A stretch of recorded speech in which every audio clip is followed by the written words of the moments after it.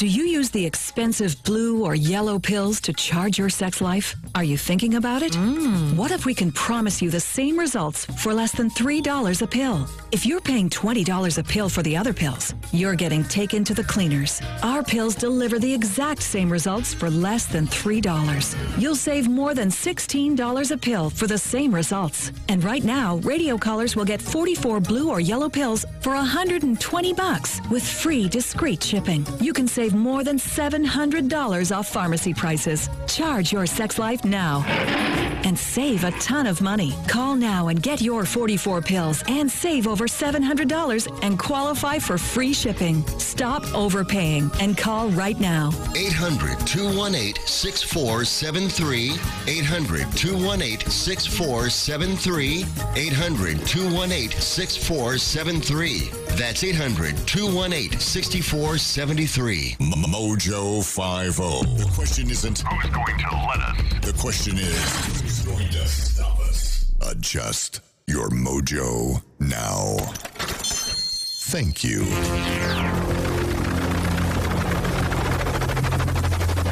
The mothership has landed. Doc Thompson.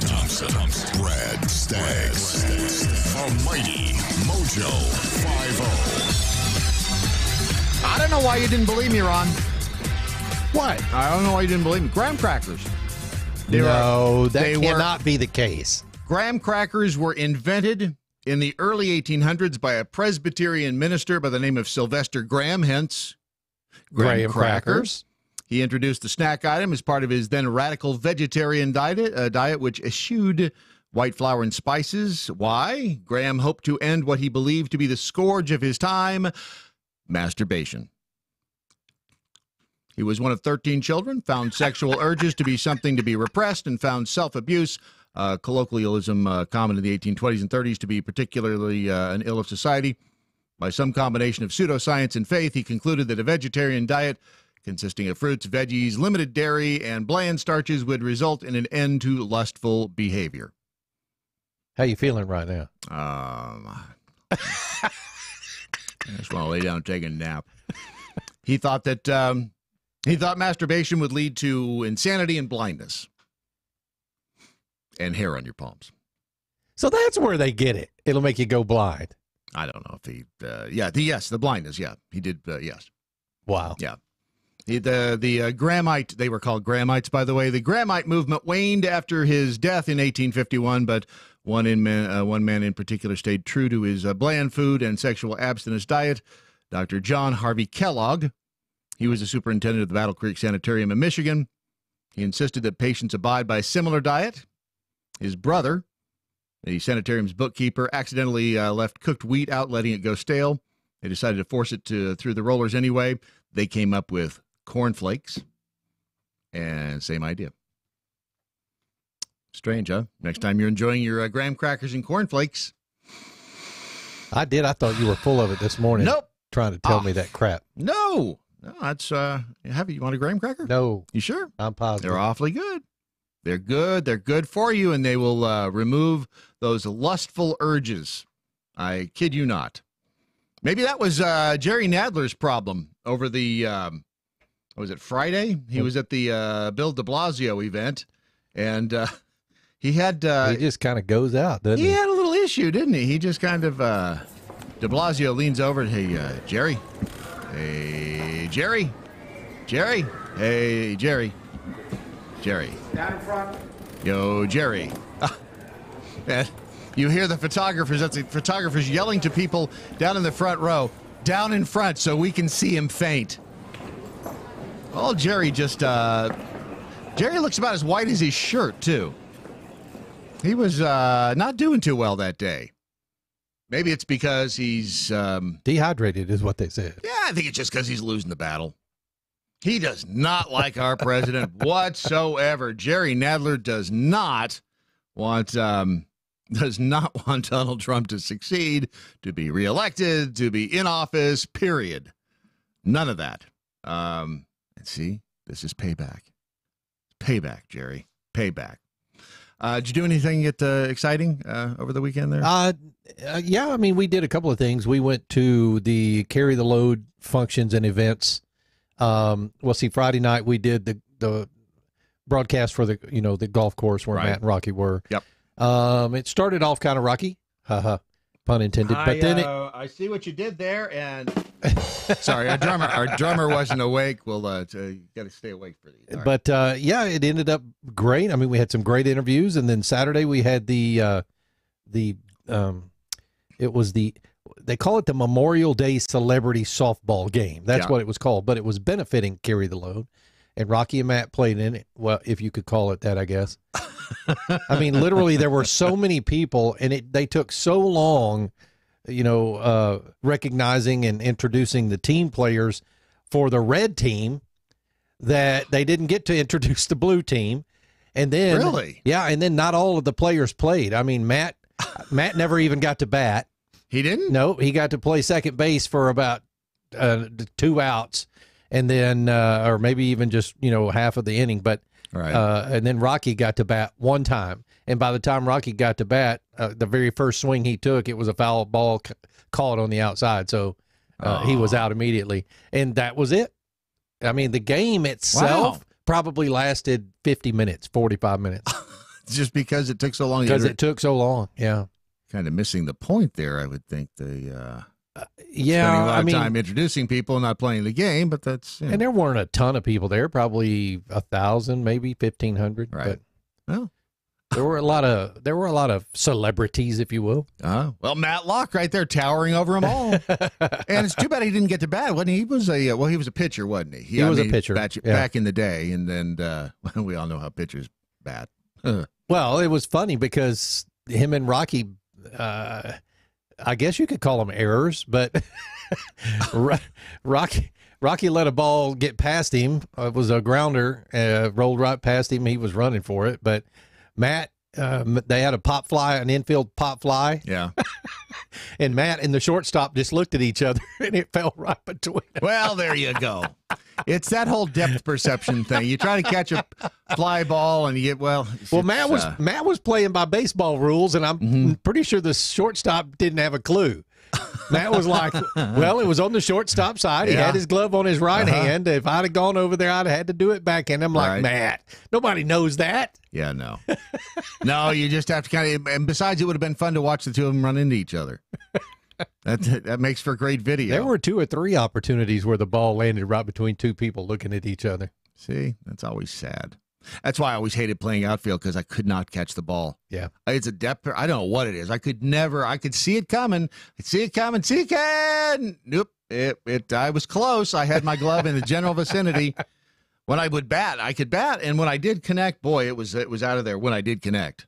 That's the secret, though. Apparently, you have to connect to the ball. And a lot of this was, it was softball, obviously, and a lot of the pitches were way high, so they had a real, a real steep angle at them, and a few people just let them drop behind, and some people swung at it anyways, and a couple of people connected good. We had one infield homer, I think Stanbeck from the Cowboys. Anybody get hit in the head? No. That's kind of like going to a NASCAR race, not seeing anybody wreck. Only one foul ball up into the stands, actually. So nobody even got to take home their own ball. No. Yeah. Well, the president was out on, he was aboard an American assault ship docked in Japan.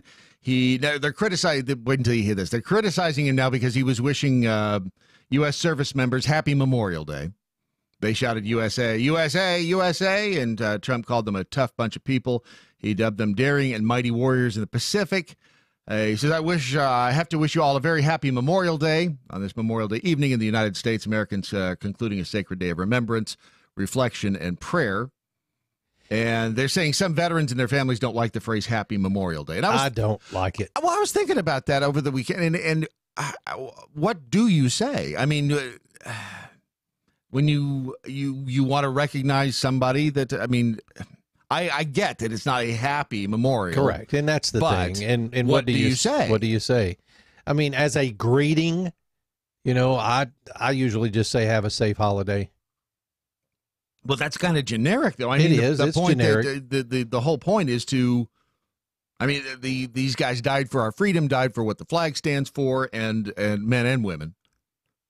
And isn't that what, I mean, if you are here in the States, if you are living the free life, shouldn't you, in fact, have a happy Memorial Day? Well, I don't know. I mean, do you have a happy funeral? In some cases, funerals. I guess. Yeah, and so, yes. I mean, it's a day of remembrance. Sure. It's not Veterans Day, and a lot of veterans get thanked for their service, you know, and they're all like, this is not the day for that. No, I'm still above ground. Thank you. Yeah, little premature for that. No, it's just, it is one of those things where if, you know, you're the president and you're on this ship, I don't know what you say. You know, yeah, there's no other, we've been trained in this country. People get frustrated about someone saying Happy Memorial Day, but what do you say? Yes, exactly. And is it wrong to say that? Well, it's the thought behind it. I mean, nobody's saying, I don't think, nobody's saying, have a happy Memorial Day, glad they're dead. I don't think that's what people are saying. They're saying, have a good weekend, have a happy Memorial Day, be glad, but remember somebody. Some people say it because they're stupid to the fact. Well, that's true. That's the thing. I mean, and that's what the people who don't like Happy Memorial Day, that's what they are assuming, is that person's stupid to the fact that this is a day of remembrance. This is a day of I don't want to say grief, because that's not what it's supposed to be. You're not supposed to be down and out on this day. Exactly. You're supposed to be remembering them, and you're supposed to be celebrating their lives. But who says have a reverent Memorial Day? Have a reverent, yeah, that's good. I mean, but that doesn't. It doesn't capture it. I'm just not sure that there is a phrase. It happens every year. Yes, it does. If you stop and just for a moment. In this day and age of correct speech, people get pissed off about Happy Memorial Day. It's about everything. So the fact that he did continue on in his statement. He says, our republic endures because of brave men and women who are willing to lay down their lives to defend us all. Our freedom is earned through the blood and sweat and toil and sacrifice of great American patriots just like you. So I think overall the message was good. If they had to find something to criticize him for, and that's what they found. Now, at the Dan Crenshaw, I want to be Dan Crenshaw when I grow up. I mean, this guy, he's just, man, what a... well, he's coming from the angle that most of us see everything as, right? We can see it through our one good eye. Well, I can say that. Yes, you can. I can say that. Very few people can.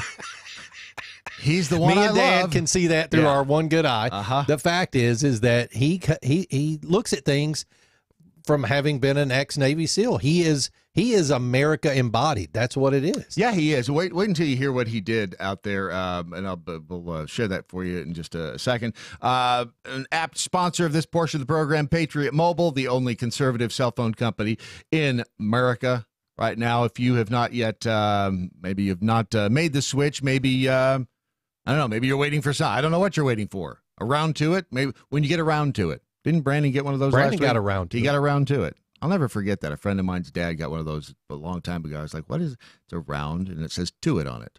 So it's a round to it. It's a, yeah. So anyway, if you go to patriotmobile.com/mojo50, that's where you will find the welcome page just for you. And you'll be able to, if you go to the homepage, find out if the coverage for Patriot Mobile suits your tastes.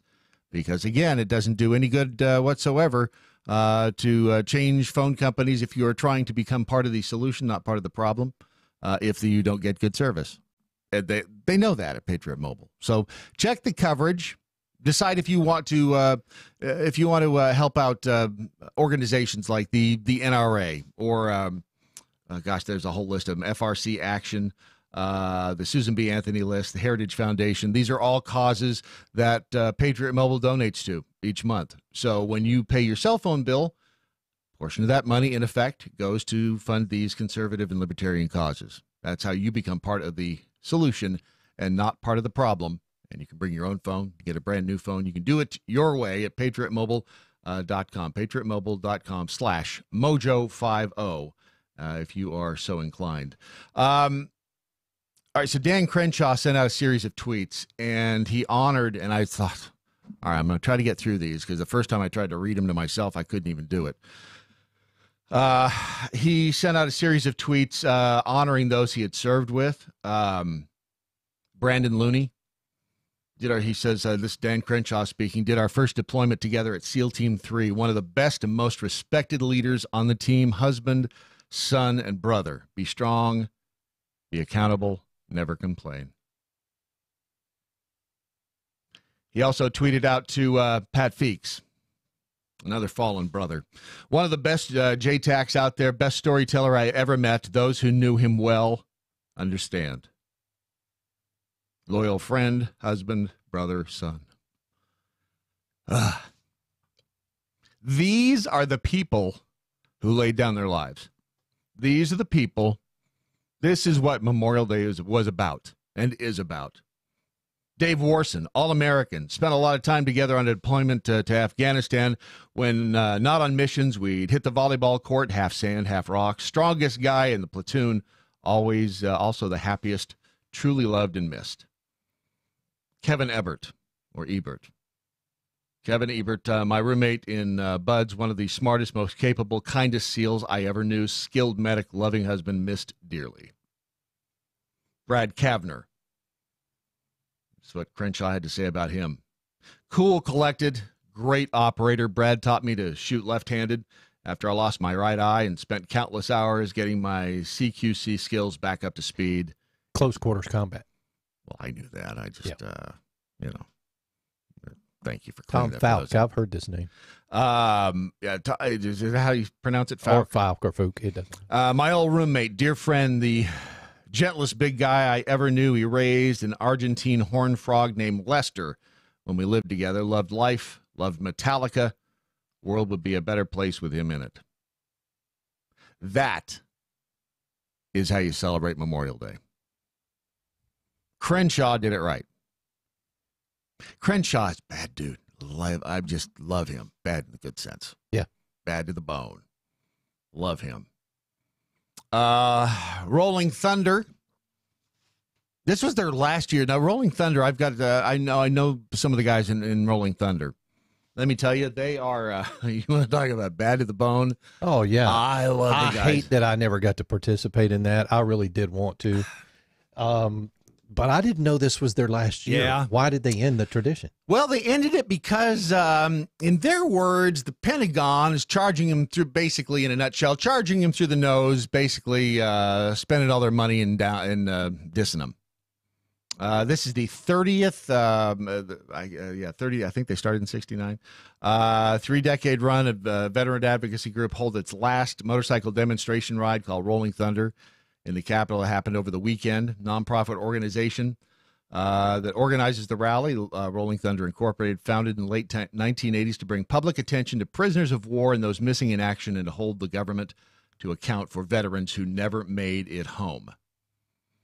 And this is, what is his name? I wrote it down. He is the, I believe he's the executive director of Rolling Thunder. He appeared on Fox News, and they asked him essentially why they were stopping. And I'll just back it up a little bit so we hear his name again. Himself, who served in the 4th ID, Art Muller. Good to see you, sir. Appreciate it. Thank you. All right, you guys say we're done with this. The president says he's going to help. Is that enough to give it another go? I don't know if our membership would want to change because of the fact that we're overcharged, harassed by the Pentagon security and by the Pentagon management. One would think a ride supporting veterans and those who have died in service would be something the Pentagon and the Pentagon security and everybody else would want to do everything possible for. What gives? Well, the Pentagon, the military, is behind us 100%. But the others, they just use it as a game. It's their job, they do it, and they want to charge us for everything possible. They tell us to get more supporters to pay the bills. We get supporters, they say, oh, you can't have the lawyer in there because he's soliciting. He can't hand out a card. He can't hand out free stickers with veterans, with our eagle on it for veterans. And, oh, he's a lawyer, so he can't do that, and this one can't do it. But they bring in their vendors to sell food. We have to pay for their cleanup. We have to pay for them to have a person in there that's in charge of safety because they have open flames and burners, and we don't have that, and we have to pay for them. And there you have it. So he's basically saying the Pentagon taking their money. It's cost, I think he said it cost him like $200,000 to do this. You know, with this knowledge, somebody else is going to step up. I would hope so. And look, where they're doing this, where they're rolling these bikes into, that has significance. Don't get me wrong. Mm-hmm. But somebody's going to step up and go, yeah, I'm not dealing with this crap. Let's do this here, you know. Yeah, and that's the thing. Like he said, he's not sure the members are willing to do that. And I mean, you probably know some of these guys too. I mean, they're hardcore. And I think a lot of it has to do with the fact that it's motorcycles and it's loud, and DC doesn't like that it's loud, and they probably believe it sends the wrong message. Obviously they have a problem with the organization in some way, shape, or form. I mean, the Pentagon came out and said, no, we're good with it. These are fair fees and fair charges that we're charging them. And you see, this is where my distrust of government comes out. Yeah, it just government who couldn't manage their way out of a wet paper sack. Trying to say that that these are the way that they are charging them is fair, that everything that they're doing is fair. I don't believe it. If you've ever stood and watched, Rolling Thunder, let's say at the Capitol or at the Pentagon, but if you ever stand, like they have them here periodically, right? The death of a veteran or something like that, when they do the where they're taking his casket from one place to another, right? They'll roll thousands of motorcycles, and you'll see fire departments on overpasses with their fire trucks and the lights going all the way up Interstate 20, Interstate 35. I mean, I've stood on the bridge and watched these guys. It is it's awesome. It is awesome, and it fills your heart is what it does. Yeah. It's I hate to see that this happen. Well, I do too, and that's the thing. I mean, we did a video for Rolling Thunder in Nashville. I guess it would be the Nashville chapter. I did one of their promotional videos, and I work closely with these guys, and they're just. I mean, I love these guys. They're men and women, and it's a lot of them. It's amazing. Most of them, veterans. Yeah.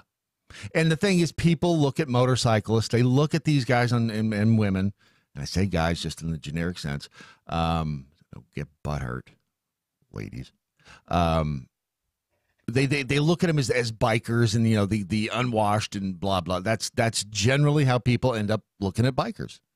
And that's not at all what they are. The majority of these people have great paying jobs, and they're usually high up in their companies. I mean, there's a group of bikers. There's a chapter of it here in the local area called BACA, Bikers Against Child Abuse. Right. Yep. Who show up on behalf of the child in court, and they support that child. And you know how that makes that child feel if they are all befriending him. Absolutely. It's amazing. It's like the courts are the bully. Right?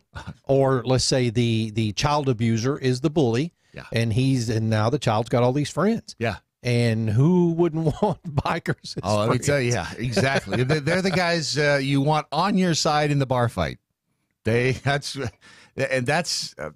I'll tell you about meeting one of them here coming up in a second, because it's pretty funny.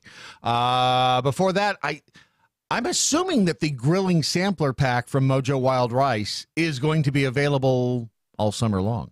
I mean, it would seem silly that they would stop just because it's now summer. Right.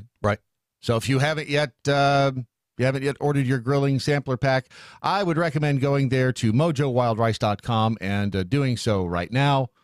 If you fired up the grill over the weekend and you were thinking, man, something I could have put on these burgers or the steaks or whatever it was, and you realize they're right in the middle of it. Man, I forgot to order the grilling sampler pack. If you did, love to hear from you. Know how it turned out. Otherwise, go to mojowildrice.com and just scroll down a little bit, click on the grilling sampler pack 2019. Find out all about the goodies in there, and there are some goodies. And the maple sugar is amazing. Use promo code GRILL10. That's right? Grill 10. Man, you don't do this job for 4 days and you forget how to do it. Grill 10? I think that's what it is. Try that. If it doesn't work, let me know, and we'll see if we can set you up with another promo code. MoJoWildRice.com. Have to admit, I've been missing me some Brad Staggs, though. I saw your video this morning. That was actually really cool. Hot, wasn't it? Hot. See, it's a fire. It's a fire coming right out of the book. Story of Ice and Fire. By the way, that'll be available on eBay later this week. So now that it was used on television, it's worth 10 times more. Let's see, over on the Twitter, MoJo Riverfish, using the hashtag What I Learned Today. Make sure you use that so we can find you. Government telling you it's fair fees is like going to prison and having to lay there and take it. Yep. That's exactly right. Anytime the government says, no, what we're doing is good, what we're doing, it's the right. Yeah, no, it's pretty much the opposite of that. You're absolutely right. I will continue in just a second. This is Tuesday, by the way. This is your Daily MoJo. Happily promoting the 4 F's: freedom, faith, free markets, and fun. MoJo 50. I'm Mike Opelka from PureOpelka.com. Here's your 2-minute drill. It's official, America. Mayor Pete Buttigieg is the new official face of the Democratic Party. Wait, you didn't get the memo? Well, maybe that's because you don't watch MSNBC, but they have told us Mayor Pete is the future. Listen to Joe Scarborough. Well, I've seen the future of the Democratic Party, and it's Mayor Pete. It may not be in 2020. Right. Perhaps it's in 2024 or beyond, but this guy is going to play an important role in the mainstreaming of the Democratic Party. Really, the mainstreaming of the Democratic Party includes no consideration for the life of a baby inside a woman, ever. Do you believe at any point in pregnancy, whether it's at 6 weeks or 8 weeks or 24 weeks or whenever, that there should be any limit on a woman's right to have an abortion? You know, I think the dialogue has got so caught up on where you draw the line that we've gotten away from the fundamental question of who gets to draw the line. And I trust women to draw the line. That answer got a huge round of applause, and I think it's fascinating that we're no longer even talking about the life inside of the woman as a human life. We've completely written that off. When did that happen? When did the Democratic Party completely eliminate the consideration that the baby could be a human being? I get it. We see your future, Democrats. Testudo, my friends. Testudo. Mike Opelka's 2-minute drill is powered by MoJoWildRice.com. Their wild rice is a superfood, gluten, sodium, fat, and cholesterol-free, yet high in fiber, protein, zinc, phosphorus, and trace minerals. But you're going to love it because it's delicious. MoJoWildRice.com. MoJoWildRice.com. The Daily MoJo. And I think Pickled Squirrel had the right idea here. Hashtag What I Learned Today. I know that not everyone can pick up a gun and storm the beaches, but I cannot help but feel ridiculously inadequate this time of year. Yeah, and that's the thing about Memorial Day. Just if you stop and just say a little prayer, say thank you. That's all really is asked. Just a little remembrance. Just remember who gave their life so that we could have literally a happy Memorial Day. That being my whole point there. So when we were doing the We did a lot of work with the Motorcycle Awareness Foundation of Tennessee years ago when they first started. Actually, technically, I'm a founding member. The MAFT. MAFT, Motorcycle Awareness Foundation of Tennessee. Remember, watch out for one headlight. And remember that motorcycles can stop a lot faster than you, so don't tailgate. That drives me insane, seeing people tailgate a motorcycle. Oh, yeah. You know. Well, it also drives me insane to watch motorcycles, the idiots on the motorcycles, and a lot of them are the sports bikers, don't get me wrong. Yes. But yes. I watched a guy yesterday. I was on my motorcycle yesterday. I went over to the Carry the Load event and rode it to Dallas. And I turned north off of Interstate 30 onto 35 north there in Dallas, and some dude was standing on his sports bike on the highway just with his arms out, just standing like a idiot. Yeah. Nobody wants to see you die, dude. No, that's true. And actually, I do not have those guys that do wheelies at about 40 miles or 70 miles an hour. I have no sympathy for them when they wreck either. I mean, if you're going to do stupid things and you're being selfish, quite frankly, that when you do that, especially if you involve somebody else in an accident. And you're right. Generally, it's a sport bike, but hey, it's your life. I knew guys though on the cruisers that would carry chains. Yep. If people or a little ball bearing. We call them whips. So yeah, they would hang off your clutch or brake lever. Yeah. And I've seen guys pull those whips off because they've got little ball bearings in the ends of them. I have one at the house. Just whip it and smash a windshield for someone acting like a dumbass. Yeah. Don't ever piss off a biker. They're out there on two wheels. It's their life in their hands. If they're being responsible, and you on four wheels do something stupid. I'll try to get between a bike. Those are the cagers. Yes, the cagers. You're right. I need to get another motorcycle. So when we started working with Maft in Tennessee, one of the guys on the board, his name was Big Rick, and Big Rick was named Big Rick for a reason. Big Rick is about 6'8" and about as wide as a house. I mean, just a big guy, kind of like the Mountain. Yeah. Game of Thrones. And we were out at one of the campfires one night, just talking and getting to know everybody. And Big Rick came over, and very few people that I ever have to look up to, and I had to look up at him. And he put his arm, and he says, I looked down at me. I hear you're okay. And I looked up and I said, I hope so. Thank you, because I was afraid you were going to eat me. And from that day on, Big Rick and I got along just great. I love Big Rick, and he's one of those guys. If you're ever in a fight, you want him on your side. Yeah, look, don't get me wrong, Brad. There are motorcycle gangs. Yes, there are out there. Yes. That are scary. Yep. That do not do good things, that don't follow the law. There are those people out there, and that's what's given the motorcycle, family a bad name. Yeah. And I say a bad name. I mean, these guys do things, and they're not in every location, but I mean, when we were doing the motorcycle accessory store down near where I lived, we would have the rider gangs come in, and we specifically had a sign on the front door that said, look, you can wear your colors and your vests and stuff in our store. They call them cuts. You can wear your cuts in our store. But if you disrespect our store, because we consider this a neutral location, we will escort you out at gunpoint if necessary. Yep. Yeah, there's a-holes in every facet of society.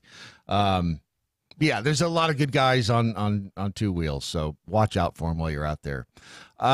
This picture that I currently have, would you like to take a guess as to what that is? Bunch of people lined up. That's Mount Everest, brother. That is Mount Everest right there. I heard this story this morning, and it is phenomenal. And those are people lined up to get to the... yes. Wow. Just to get to the summit of Mount Everest. It is like a line at Disneyland now. I don't know, if you ask me, it's kind of lost its mystique. I mean, I've never done it, but I have really no desire to do it because, I mean, seriously, this is a line of dozens, if not hundreds of people. Waiting to summit that mountain. Waiting just to climb up the little ridge. And people are dying. Yes. While they're waiting to summit the mountain. An attorney, a U.S. climber, has died after descending, and he made it to the top of Everest. This is number 11. Number 11 in the last few weeks, right? This year. Oh, this year. American Christopher John Coolish. He was 61 years old. He'd already climbed to the peak. He was safely back at a camp below the summit on Monday, and all of a sudden he had a heart problem, and that was it. He passed away at South Col, which I guess is one of the name of the base camp there. So when you have a climber, Brad, that climbs and summits the mountain, 29,000 feet. Think about that, folks. That's way up there. That is literally, 5,000 feet from where an aircraft flies. 6 miles into the sky. 6 miles. Yeah. So when you have a climber that dies up there, do you bury them up there? Nope. You just leave them. That's what I'm asking you. You just leave them? They just leave them. And now here's the thing, though. They, let's see. I think if I was using my life goals to be at the top of that mountain, if I died up there, bury me or leave me there. They did because they're saying that global warming is responsible for the melting glaciers. It keeps revealing the melting snows at this time of year or this time keep revealing other bodies. 4 bodies were retrieved from Everest. 10 tons of garbage were removed from the mountain at the end of this year's climbing season. This according to authorities in Nepal. Again, they named global warming means melting glaciers. They're revealing human remains. It's gathered over decades of commercial mountaineering as an increasing number of big spending climbers who pay little attention to the ugly footprint they leave behind. Now, it cost $11,000 for a permit to climb Mount Everest. $11,000. And they've issued, I want to say 350 or 60 of them this year. That's a lot. And I mean, what the problem is, they're having a problem saying no to the money. Aren't they being petitioned now to only allow a certain number? Yes, the climbers have actually they want tougher rules. But again, if you want to climb to the top of Mount Everest and that's on your bucket list, I mean, when you go up there, there's a chance you're not going to come down. Yeah, no one thinks it's going to be them, but yeah, when you walk up there, it's. You got the shot of not coming down. Amisha Chauhan, she's a survivor of the Everest traffic jam. It's really stunning when you see the picture. It's just amazing to see all the people lined up on the summit. She's in the hospital recovering from frostbite. She said climbers without basic skills should be barred to prevent a recurrence of this year's deadly season on the world's highest peak, because you get a lot of people up there that are just weekend warriors. Right. And they don't know about climbing in that altitude. And it's not just as simple as putting one foot in front of the other. I've never climbed at that altitude. Yeah, folks, you can't breathe at the top of that mountain. Yeah, you have to have oxygen. You have to have oxygen. And it's everything you can do just to take a step. Yeah, but you're standing in that line, you're using up all your oxygen. Yeah. I mean, it's kind of crazy. 10 people have died, a little more than 2 weeks. Actually, it's up to 11 now. After poor weather cut the climbing window. They were waiting in long queues to the summit, risking exhaustion and running out of oxygen. They did. Nepal issued 381 permits this season. Several hundred of the summiteers not properly trained, they say. They make poor decisions. They put their own life at risk, and they also risk the Sherpa guides. I'm assuming the Sherpas have to take their oxygen up there too, right? I mean, that's not just their... I would think so. Do you ever get acclimated to that, I wonder, up there so you can... Not that high. Sure. Yeah, I can't imagine. I mean, look, the human body needs to have oxygen to survive. Maybe I can't imagine that it's easy for the guides either. Right. I mean, they know where to go, where not to go. They've probably summited, 100 times. But the fact of the matter is you've got people up there trying to climb that mountain who, one, have never done it before, two, have never attempted that altitude before. Right. I mean, look, even flying in a small aircraft, they tell us above 12,000 feet, you've got to have oxygen. This is more than twice that. Well, if the permits are $11,000 each, if they sold 381 of them, that's almost $4.2 million. That's what they're having a little problem saying no to. I bet you have to sign something that says, yeah. Even if you do, I'm a dumbass. Sue Nepal? Yeah. No, it's like in Switzerland when there years and years ago up on the Schildhorn, and there's one of the Alps up there. There's a round restaurant at the top. It's where they shot On Her Majesty's Secret Service, and where George Lazenby came down. Anyway, you come out of this restaurant and you go to ski down, and even if you're a good skier, it's still kind of because if you go too far one way or the other, you're going right over the side. And all they had was little little plastic flags. It showed you where the path was. And it just said danger. If you come over here, danger. And if you went over the side, you couldn't sue them. Well, you have to think also that if you get in trouble up there, you know how hard it is to get a helicopter up that high? Oh, it's... Not to mention the winds. It can't run, can it? Can't. Well, it's too high. I mean, there are only certain helicopters that can that can go up to 25,000 feet, and that's not even. I don't think they do that. I think they carry them down. I think they have to carry them down. So, and that's why there's so many bodies up there, is because you can't expend all your energy carrying a dead body down. It's really weird. Sometimes just Google Mount Everest bodies, and they're scattered all over the place and buried, scattered. They find something when the snow melts periodically. They'll find a body here and there. Human popsicles, and they look good. Actually, you look better. They look like the day they died. Yeah, you look better. Typically. You look better if you're dead on Mount Everest than if you do when you come down and you're still alive and you have frostbite. You ever seen those pictures? Whoa, people with frostbite on their faces. It is not pleasant at all. So maybe they should tighten up the regulations. But again, it's about the money. $4.2 million to a country like Nepal. That's a lot of cash. And money doesn't just talk. It screams. If you didn't hear last week, we were talking about these studies that are coming out. This is all over the place now. Anxiety is... And I remember thinking when I was younger, anxiety, stress, what's that? And you get older and you realize, man, this stuff can kill you. Anxiety. You ever had free-floating anxiety?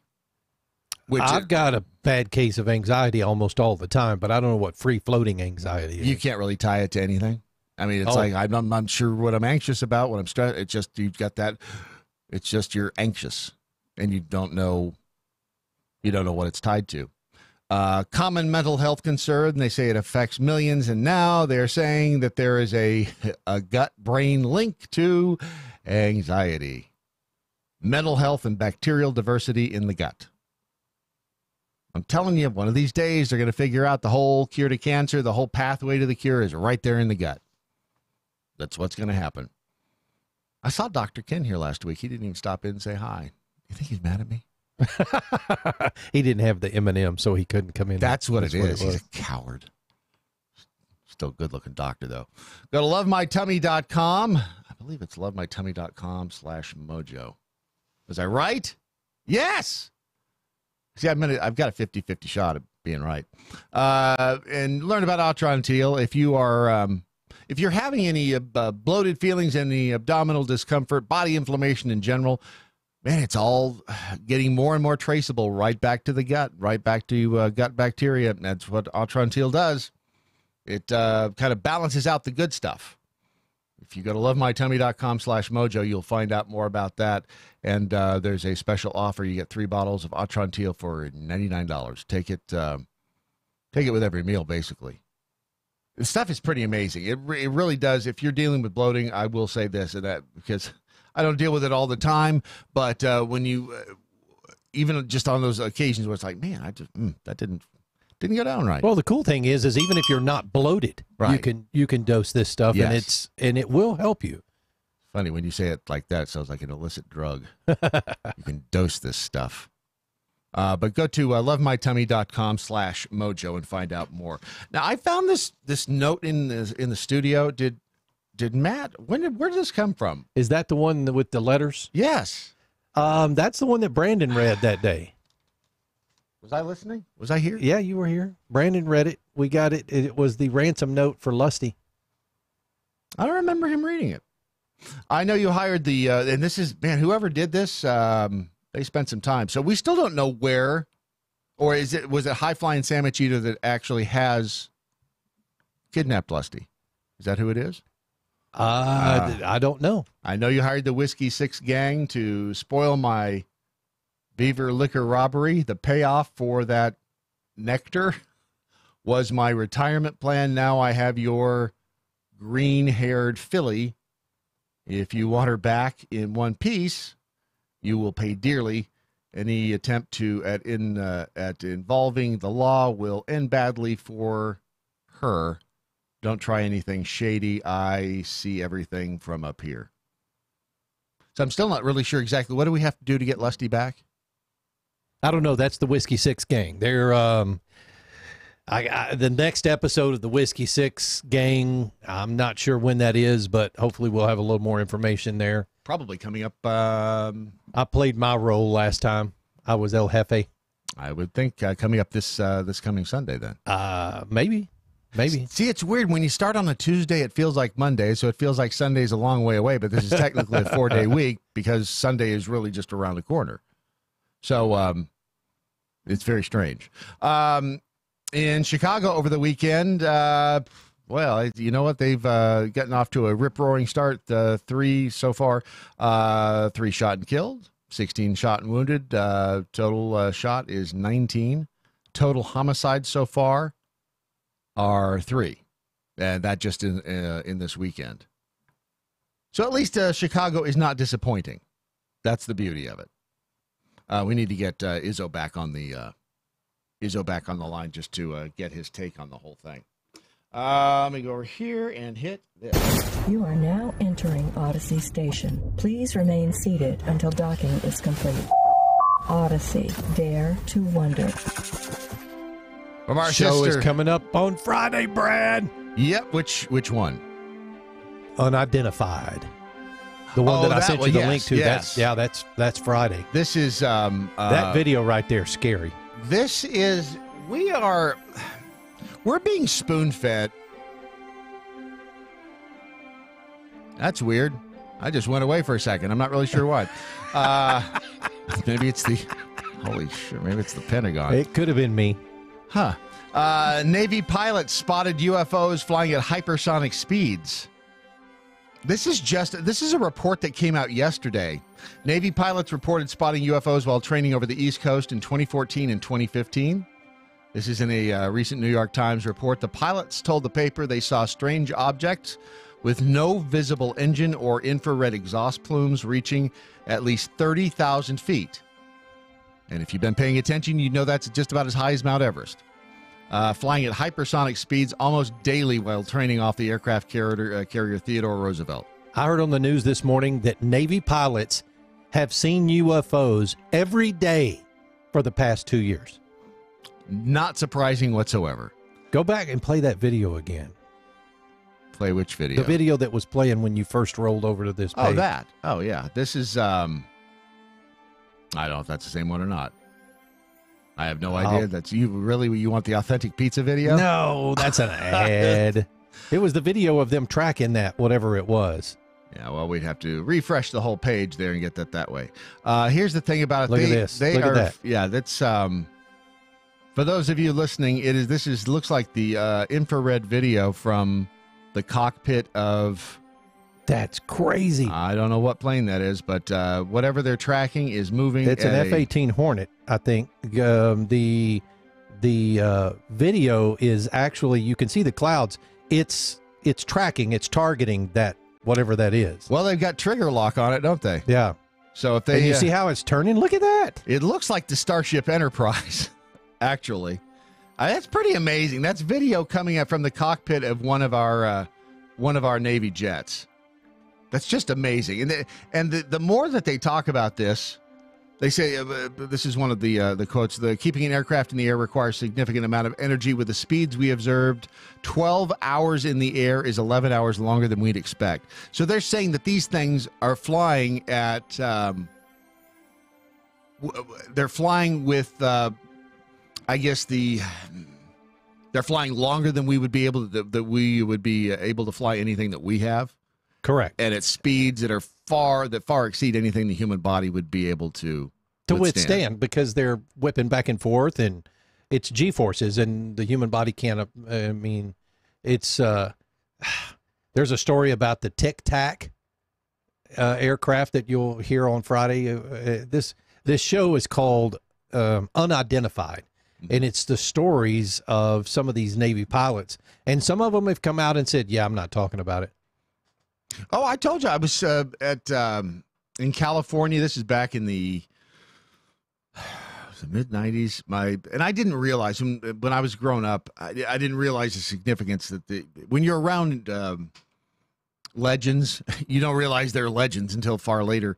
But we grew up near Edwards Air Force Base, so some of the pilots would come over to my friend's parents' house, sit by the pool, and like Colonel Tom Pugh. Was out there. I mean, just a normal guy, and I was talking to one, I can't remember who I was speaking with. It was about the time I'd just done the series on UFOs for the Nashville Network.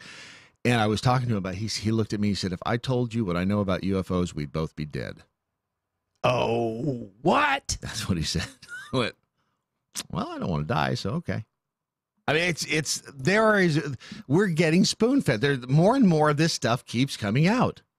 Well, look, now, because I'm military and because I was Air Force, and because I worked with a gentleman who came directly to my shop. This was when I was a parachute rigger in North Dakota, and our new shop chief came directly from White Sands. Right.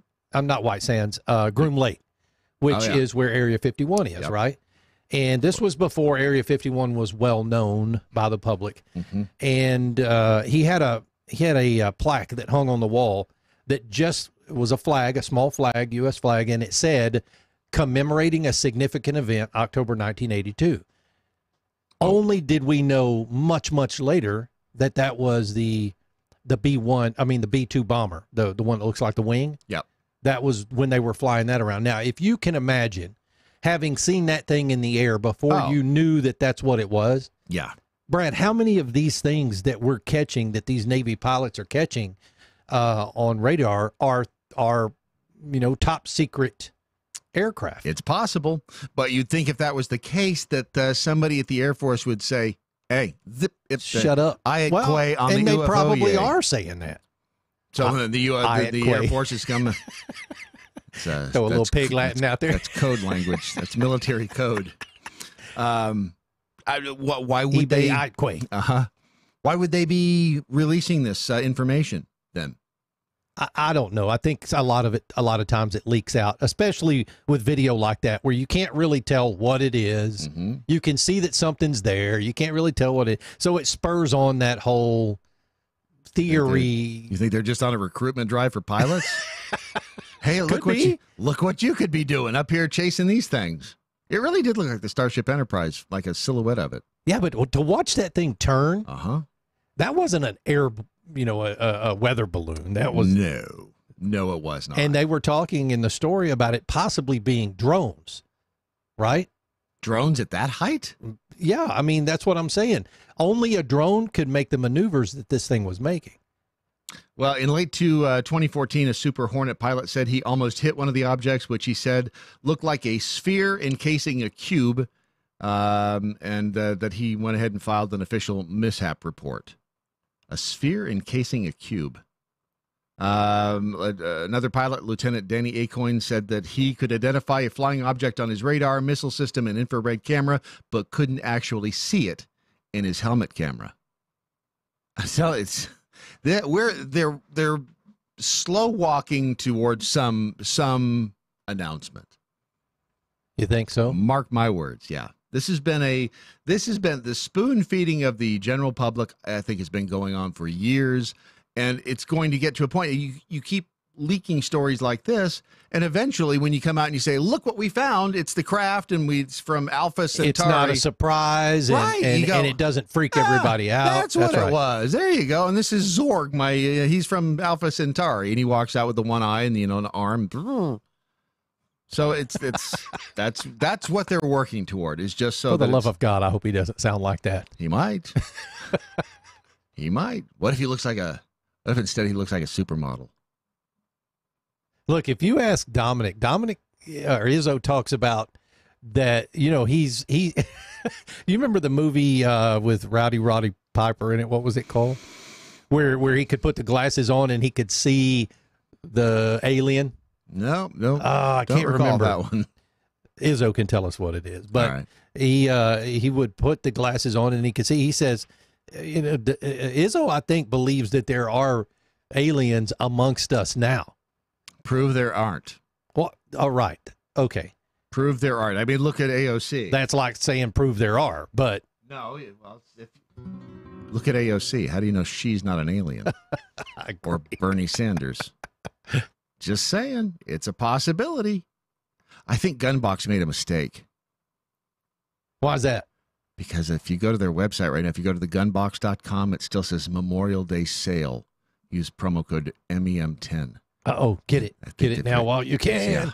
If you haven't ordered your gun box yet, do it right now. Take advantage of it. If it still says it right there, use promo code MEM, like Memorial, M10. You get 10% off for the Memorial Day sale. And if you look at the different models, you got the 2.0. You've got the little bitty one that you can travel with that works well in your luggage. It's called the Echo. And you got the SK1 Tactical. And the beauty of these, if you have a gun safe at home, good for you. But first of all, will it actually send you an alert if somebody messes with it? Because the gun box can. If you subscribe to the app and the service, it will send you a note whenever somebody's messing with your gun. If they move it, if they try to open it, if they tamper with it, you will get a notification so you can do something about it. So you can be proactive and not let anybody mess with your gun box.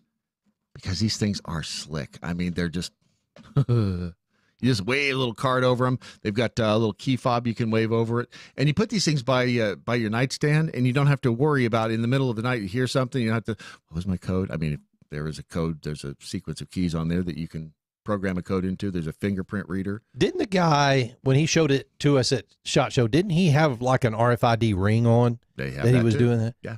Because it doesn't come with that. It comes with 2 of the cards and 2 of the key fobs. Yeah, but you can buy those rings. Yeah, I'm sure you can get the ring as well, and you can just have the ring on your hand so that if something happens in the middle of the night, you can just open that bad boy, just waving. It's almost like magic. Wave your hand over it, and boom, opens. Use promo code MEM10 for 10% off. I think they made that mistake until that goes away. Until they figure out that they left it up there too long. Smacking Duck. This is an interesting tweet from Smacking Duck using the hashtag What I Learned Today. They live. That's the name of the movie. I thought that was just like a secret. I thought he was giving us a secret message. No. Just the name of the movie. That's the movie. Yeah. Every day, Smacking Duck surprises me. We'll have more of your tweets. We'll get to headlines and so much more when your Daily Mojo continues.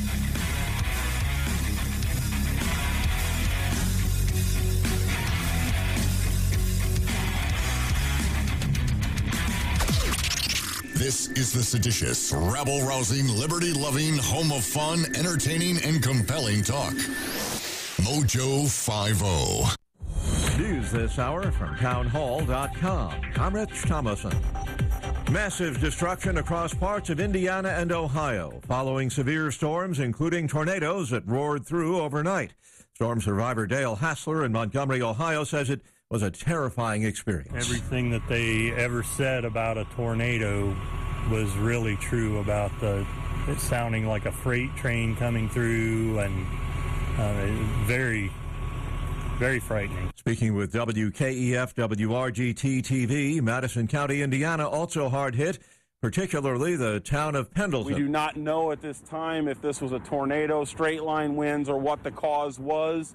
There are several videos floating around that show funnel clouds.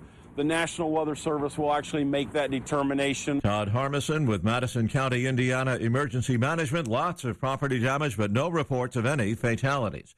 The state of Oklahoma taking Johnson & Johnson to court, accusing the consumer products giant of contributing to the nation's opioid crisis. That trial set to begin later today. President Trump and the First Lady on their way back to Washington following a 4-day state visit to Japan. The visit ending with a stop aboard an American warship. An enthusiastic welcome on the amphibious vessel for the Commander-in-Chief and First Lady. I'm thrilled to be aboard the USS Wasp with the brave sailors and Marines, the 7th Fleet. President Trump spoke of the amazing visit that he had with Japan's new emperor and the prime minister, without mentioning lingering disagreements over trade rules and North Korea. Correspondent Jackie Quinn. A stabbing attack at a bus stop near Tokyo left 3 people, including the attacker, dead. On Wall Street this morning, Dow futures now positive. They're up 10 points. S&P futures down 1. NASDAQ futures 5 points higher. More on these stories at townhall.com. Fast Track Student Loans can get your student loans out of default, stop any wage garnishments, stop collection calls, and stop seizure of your tax refund. Give yourself a break. Stop the stress and get your student loan payments down to as little as $25 a month based on what you can afford to pay. 800-709-4395. 800-709-4395. 800-709-4395. 800-709-4395. You know what makes you feel really good about yourself? Doing something good for somebody else. If you'd like to do that today, go to jdrf.org. Join them in the fight against type 1 diabetes. jdrf.org. It's something good you can do for the world. jdrf.org. Ladies, some of you sickos willingly accept that with the big doe eyes that you don't even need from a Snapchat filter and just look up at R. Kelly and say, give me your best. Lorenzo Vizzo. United 7. MoJo 50. Why have thousands of aspiring authors teamed up with Christian Faith Publishing to publish their book? Because Christian Faith Publishing is an author-friendly publisher who understands that your labor is more than just a book. We provide authors freedom and flexibility throughout the publishing process, professional book editing, award-winning design, and some of the highest royalty structures in the publishing industry. And as always, you will retain 100% of the rights to your book. I was looking to find a company that I could trust, one that assisted in the editing process completely. The most important qualities that I was looking for was a publisher who was honest and upfront, no hidden costs or fees, and owning the rights to my own work. Christian Faith Publishing will publish, market, and sell your books in all major bookstores, online booksellers, as well as specialty Christian bookstores. Call for your free author submission kit. 800-978-4812. 800-978-4812. 800-978-4812. That's 800-978-4812. If we weren't so bad. To puppy rape. I like to cuss. Do I want to keep my penis? Cat wants some black titties. We wouldn't be so good. MoJo 50.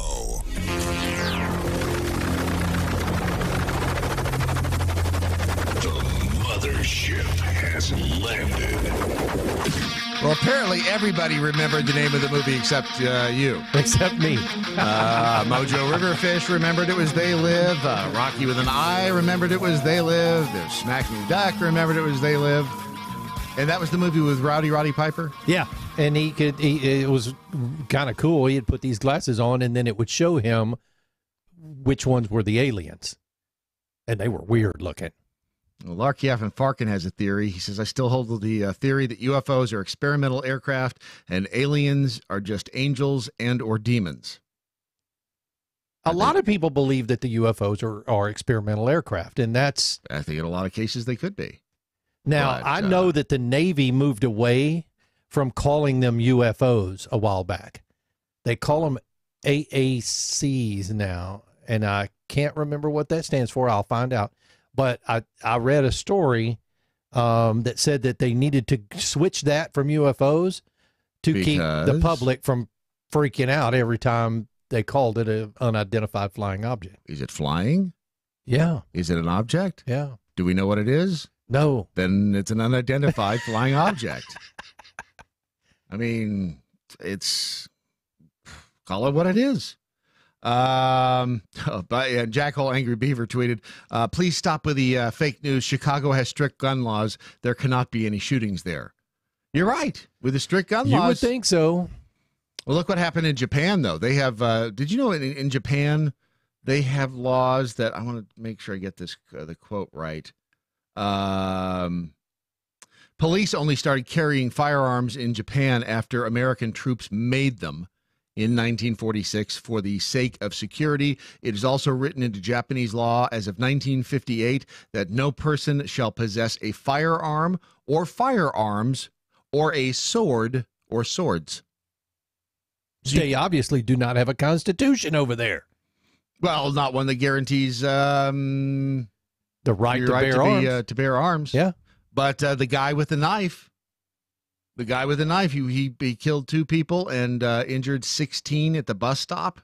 What was he yelling? Oh, aptly enough, he screamed, "I will kill you," and then stabbed the schoolgirls at the bus stop in Japan. He was in his 40s or 50s. He carried a knife in each hand. He began stabbing people lined up at the stop near Noborito Park in the city of Kawasaki. Killed 2 people before taking his own life. Most of the victims were schoolgirls. He said 3 of the injuries, this was one of the city police there. He said 3 of the injuries were serious, 13 others were non-life-threatening. NHK National Television, quoting police, said the suspect died of cutting himself in the neck. Damn. See, I mean, you've seen that in movies before where the bad guy takes the knife and slices his own throat. Woof. That is cannot be a good way to go. Although I can't think of anybody who would deserve it. Witness told the newspaper there that he heard children shrieking after walking past a bus. When he turned around, he saw the man wielding a knife in each hand, screaming, "I'll kill you," and that several children were on the ground. You cannot stop crazy. You can't legislate crazy. Crazy will always exist. That's why you have to protect yourself against crazy. Because the government, the police, you know this, I'm preaching to the choir. I just don't understand why others don't get it. And they continue to not get it. For whatever reason. It's just, it's astonishing to me. Where'd that cell phone story go? This is so true because we are getting cell phone, there we go. There it is. Cell phone is changing our brains. This is according to scientists. This is real.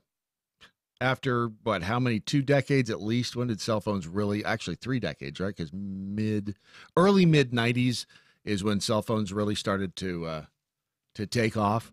Scientists discovering now that having constant access to our cell phone changing our brains and the way we think. Statistics show that nearly 81% of us have smartphones within reach nearly all the time. 63% of Americans report keeping their smartphones near them while sleeping. You ever feel like you're naked if you don't have your... Have you ever gone back into the house after you've left because you left your cell phone? You feel like you left a party inside? And I sleep with my cell phone because of the technology we have. I have to sleep with my cell phone. It's literally about a foot from my head. That's what's causing the wonky eye. I guess. According to a Gallup poll panel survey done on the web in 2015, about half of U.S. smartphone owners check their devices several times an hour or more frequently, including 11% who say they check it every few minutes. 41% check it a few times an hour. 20% of Americans claim to check their phones about once an hour, leaving 28% who check their phones less frequently. Remember, these are statistics that are 4 and 5 years old. You can bet those numbers are higher. 1 in 5 young Americans admit to checking their phone every 5 minutes. You ever get the phantom vibrations if you think your phone's in your pocket and you feel your leg vibrate? All the damn time. All the time. That's freaky. There's something called the Google effect. Makes it fast and easy to answer any question, find a location, or gain knowledge. Our brains have become foggy. We are remembering less by knowing how we can find the information rather than knowing the information. That's spooky. Not so much spooky, it's scary. If I asked you how to get to, I don't know, any landmark, pick a hotel downtown Fort Worth. The first thing somebody's going to do is grab their phone Right. and start and just do it. But why can't, I mean, you can't, I think I said something like this to Brandon last week, the fact that you don't say, go 2 miles down here and bear right to 35W, then get in the right-hand lane because you're going to have to immediately exit, and then you go about 3 miles and get off the exit there. You don't do that anymore. And when somebody was at my house the other day picking up something that they bought on Craigslist from me, and I have to fight the urge every time to ask them, do you need know how to get out of here? Yeah. You need directions back to... I always typically ask. We had some people over at the house this weekend, and my question on their way out the door is, do you know how to get out of here? It's pointless, though, because they have a phone. They have the answer right there. Yeah. So you kind of sound old and... too easy now. You sound old and out of touch when you ask them, so stop asking them that. Well, that's why your Gen Zers can't read a freaking map. Do you still carry a paper map in the car? I do not. See, you're going to be as lost as they are then. Nope, not as long as I have my phone. Well, what about when the EMP hits? Then I'll be lost. Exactly. If If you feel a sense of loss when you misplace or forget your phone, if you feel a sense of anxiety when you don't have it near, can you feel the vibrations of the phone even when it's not with you? Studies have found that just 10 minutes away from your phone can trigger anxiety in your brain. We are so screwed. Research from the University of Missouri has found that cell phone separation can have serious psychological and physiological effects on smartphone users, including poor performance on cognitive tests. The researchers said these findings suggest that smartphone users should avoid parting with their phones during daily situations that involve a great deal of attention. Your smartphone has become your blankie. That's what it is. That's what it's saying. It's your blankie. You can't try to take a blankie away from a kid. Oh, just try to go into a restaurant and eat. Look at any other table. Well, look at the table you're sitting at. Yep. And everybody is on their phone. If there is a pause, if there is a delay in your food arriving at your table, yes. If you're standing in a queue or a line somewhere, yeah, everybody's head is in that phone. Saturday night, we had dinner with Una, Dan, and Annette, Doc's wife. I don't like to use the other word. Brother and sister-in-law, and looked over, and Dan was on his cell phone. Yep, he was Googling something.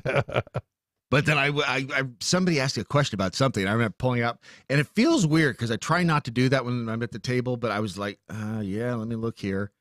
But I think at one point there's everybody at the table sitting there, got the cell phone. Yeah, look at that, huh? Oh yeah, I'm sorry. Did you say something?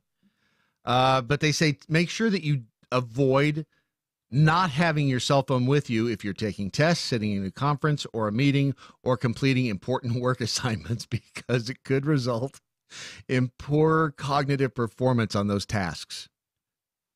Wow, that is sad. Our attention span has become limited by our phones. We receive so much input from texts, emails, notifications, and pop-up information that our smartphones, that there is no need for patience.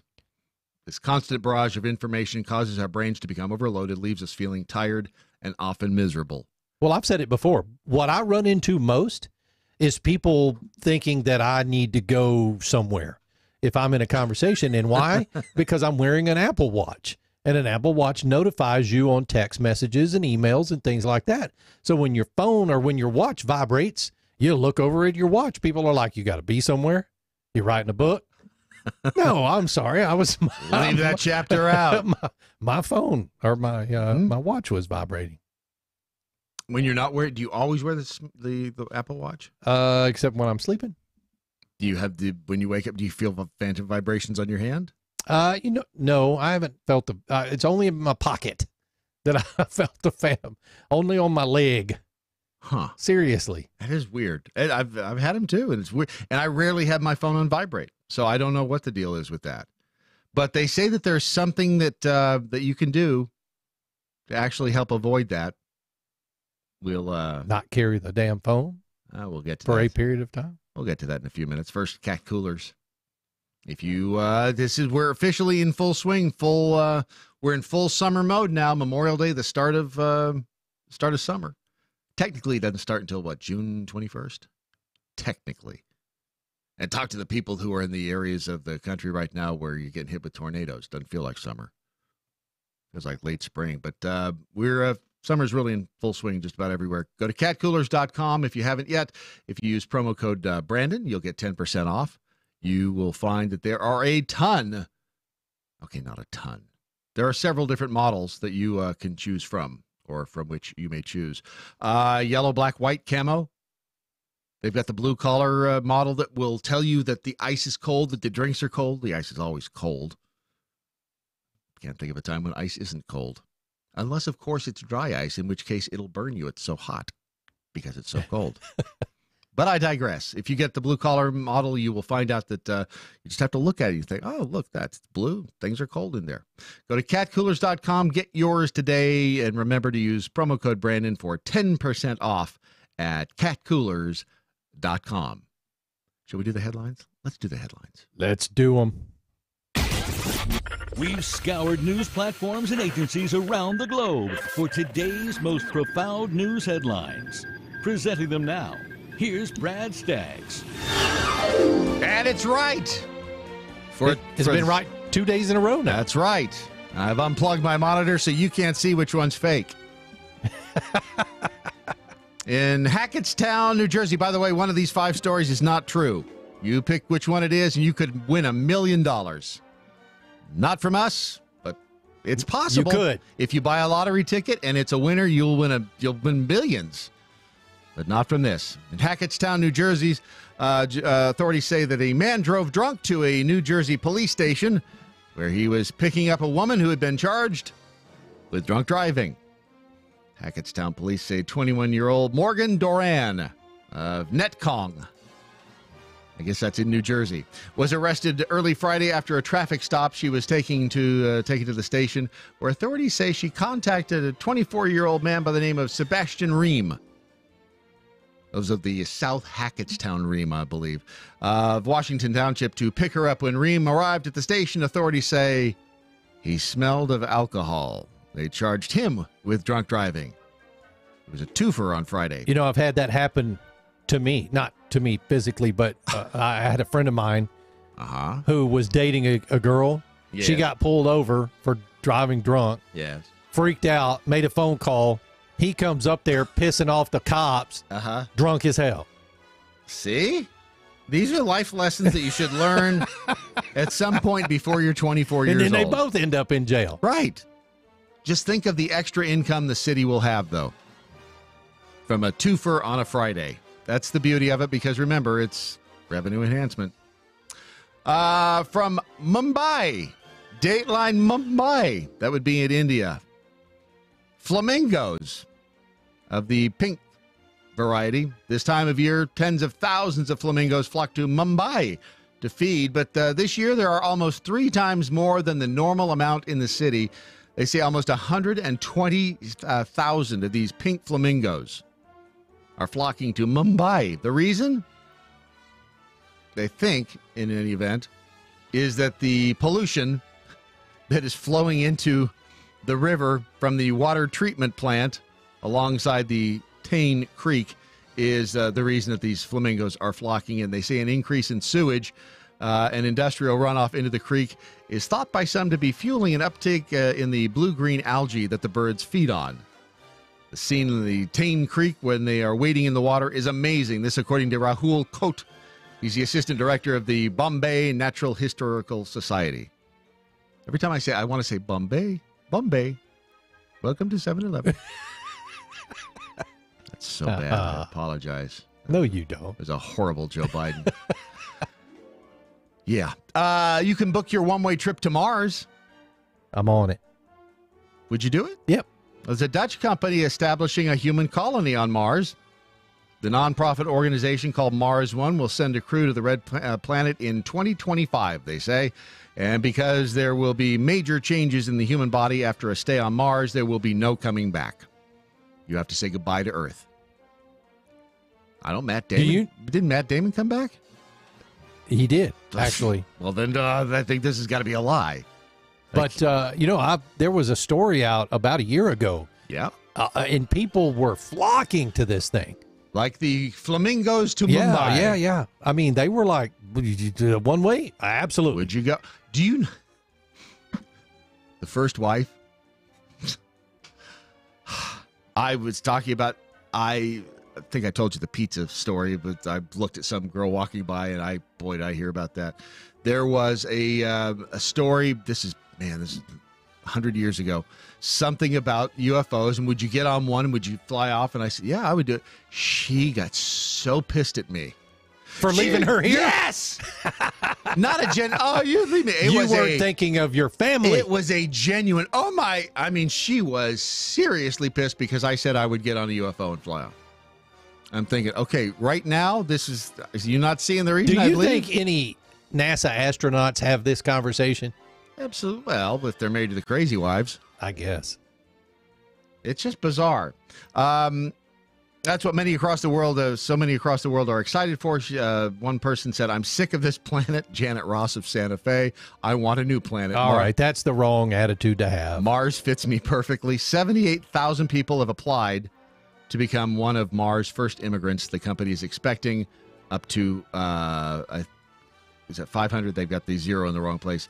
They said expecting 5 million applicants. We'll see. Turning out to be the most desired job in history, said Boz Lonsdorp, co-founder of Mars One. Moving right along. A refugee was found hiding in the glove box of a car trying to reach Europe. Man was one of 3 people found in dangerous conditions inside vehicles at a border in Morocco, Spain, according to the Civil Guard.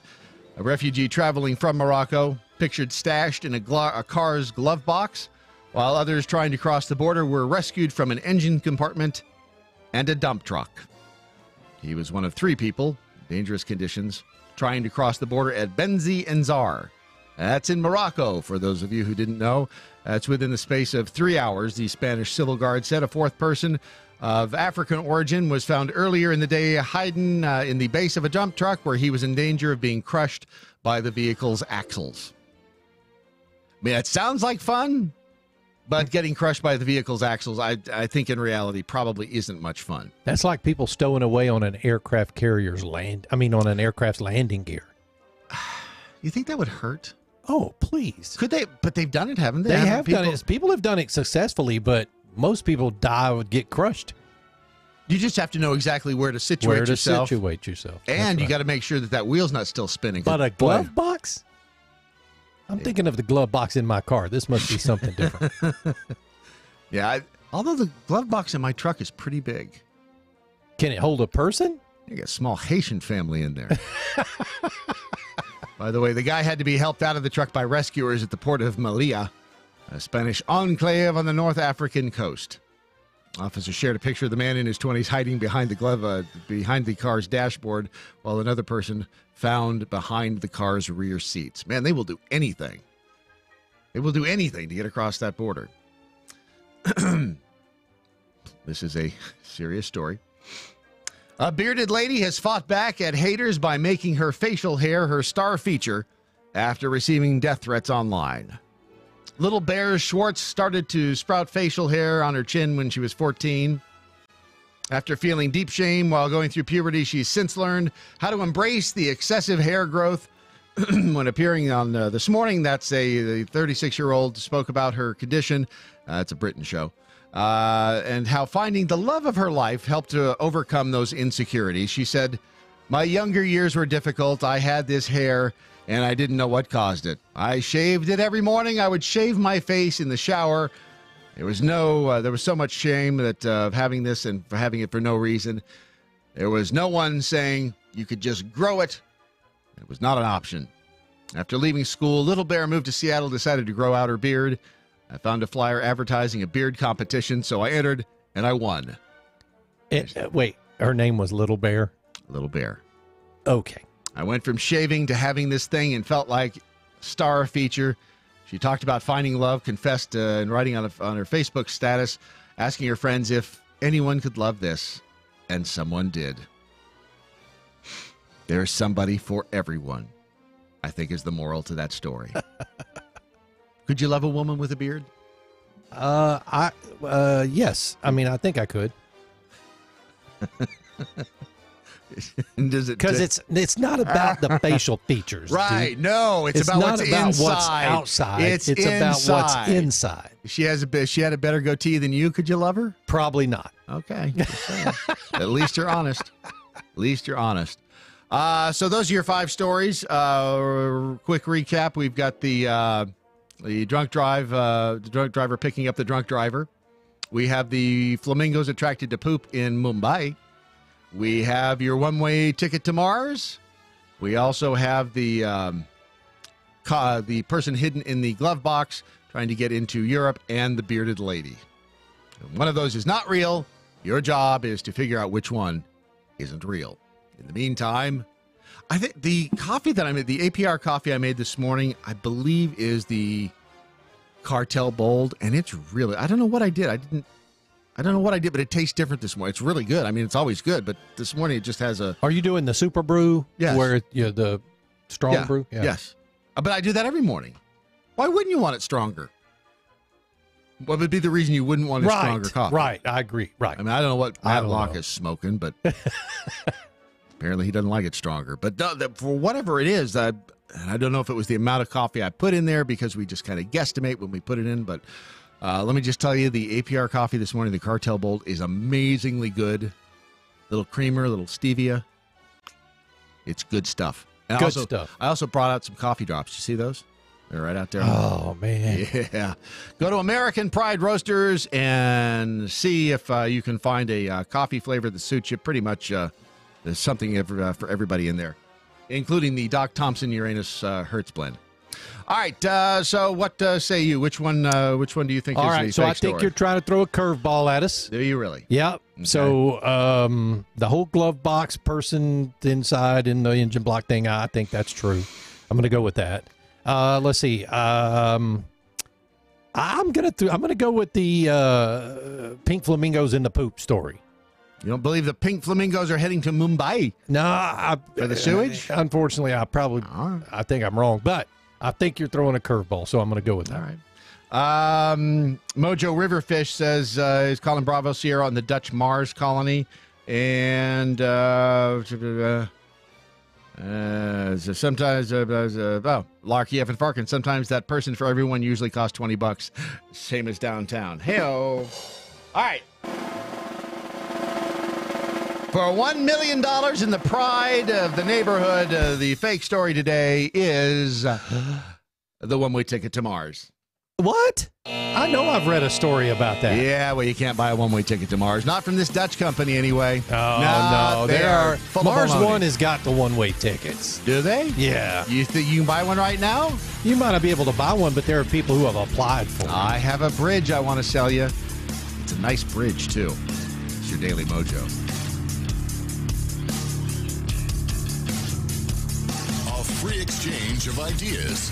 Mojo 50.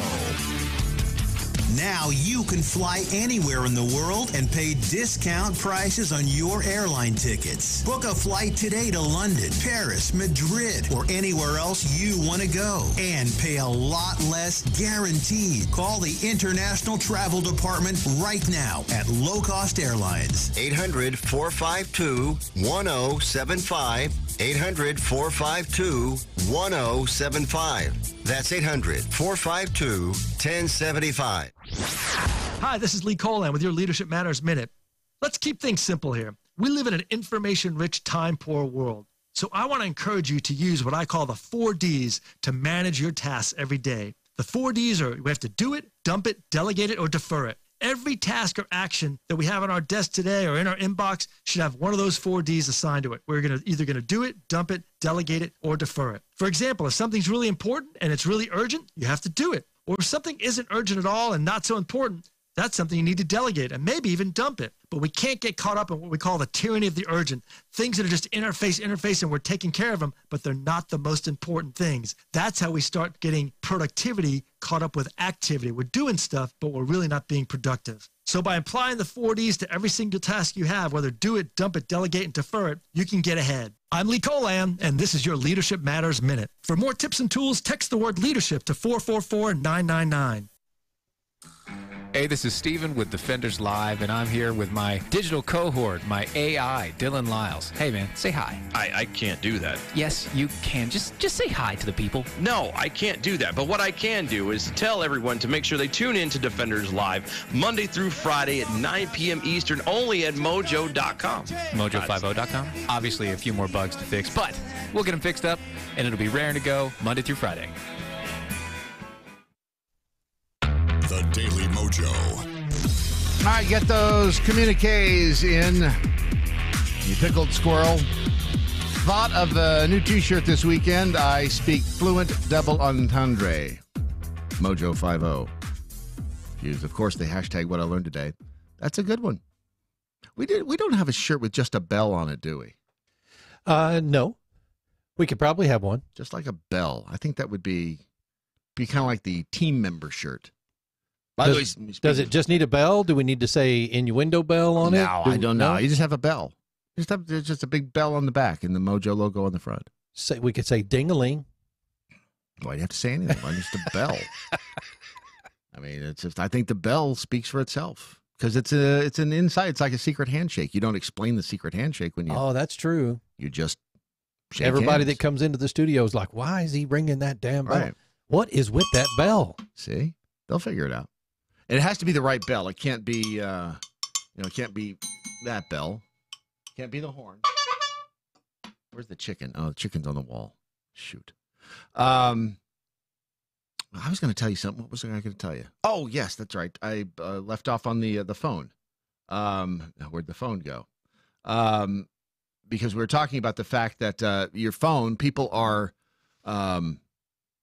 so dependent on their phones now that we can't function without them. Scientists are even warning now to make sure that if you have an important task to undertake, that you don't leave your phone behind, because that can lead to anxiety.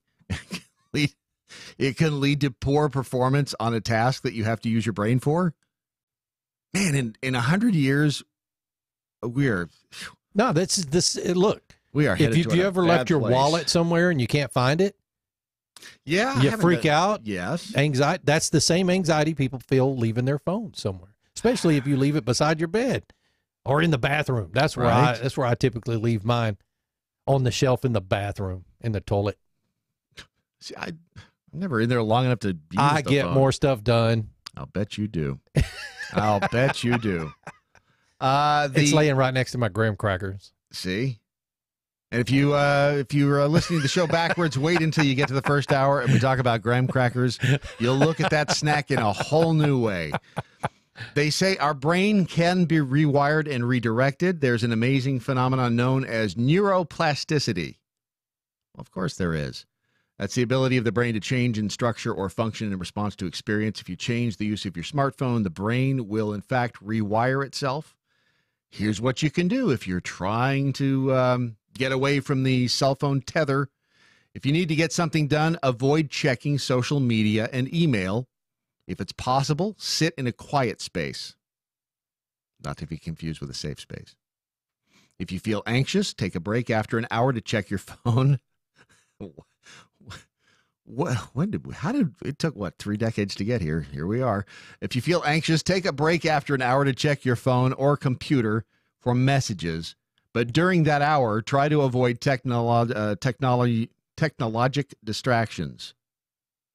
If you're like me, I feel more efficient using my phone. But I'm a technology guy, so I have a lot of alerts. I have a lot of notifications about the technology going on. So I feel like it's more efficient to use it.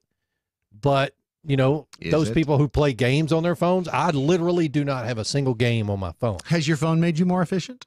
I think it has. Do you? Are you sure? Yeah. Well, it wasn't very convincing. Yeah. No, I mean, I think it's made me more efficient. The problem is when your 13-year-old sitting in the living room and you're in your office and she texts you. That's where this becomes a problem. What's the difference between that and having an intercom in the house? Remember, they used to have intercoms that you on the wall. I grew up with one in my house. Push it. Hey, Dad. Yeah. Where are you? In the living room. Why don't you just come in? Because I can use the intercom. What's the difference? Efficiencies, I guess. There you go. I'm just saying. I mean, there's an excuse. There's a reason that it's just different technology that she's using. Instead of getting up and hitting the button on the wall, she's using the cell phone. They say each time you take the break, lengthen the time between checking. So you're weaning yourself off the. It's addictive. It's like taking methadone to quit heroin. That's what it's starting to sound like. Another suggestion, they say get up and exercise. Physical activity can improve attention and focus. Even if you're taking a brisk walk around the block or the office building, exercise can provide a short-term boost to your attention and your focus. That's another way you can untether yourself. Make a list of the things you need to do. Focus on one at a time. That's where I have the worst. Do not make the list on your cell phone. Right. Yes. Write it down. I sometimes I make lists of things I have to do, but it does give you a sense of accomplishment when you go back and scratch. That's what I use the most on my phone are my reminders.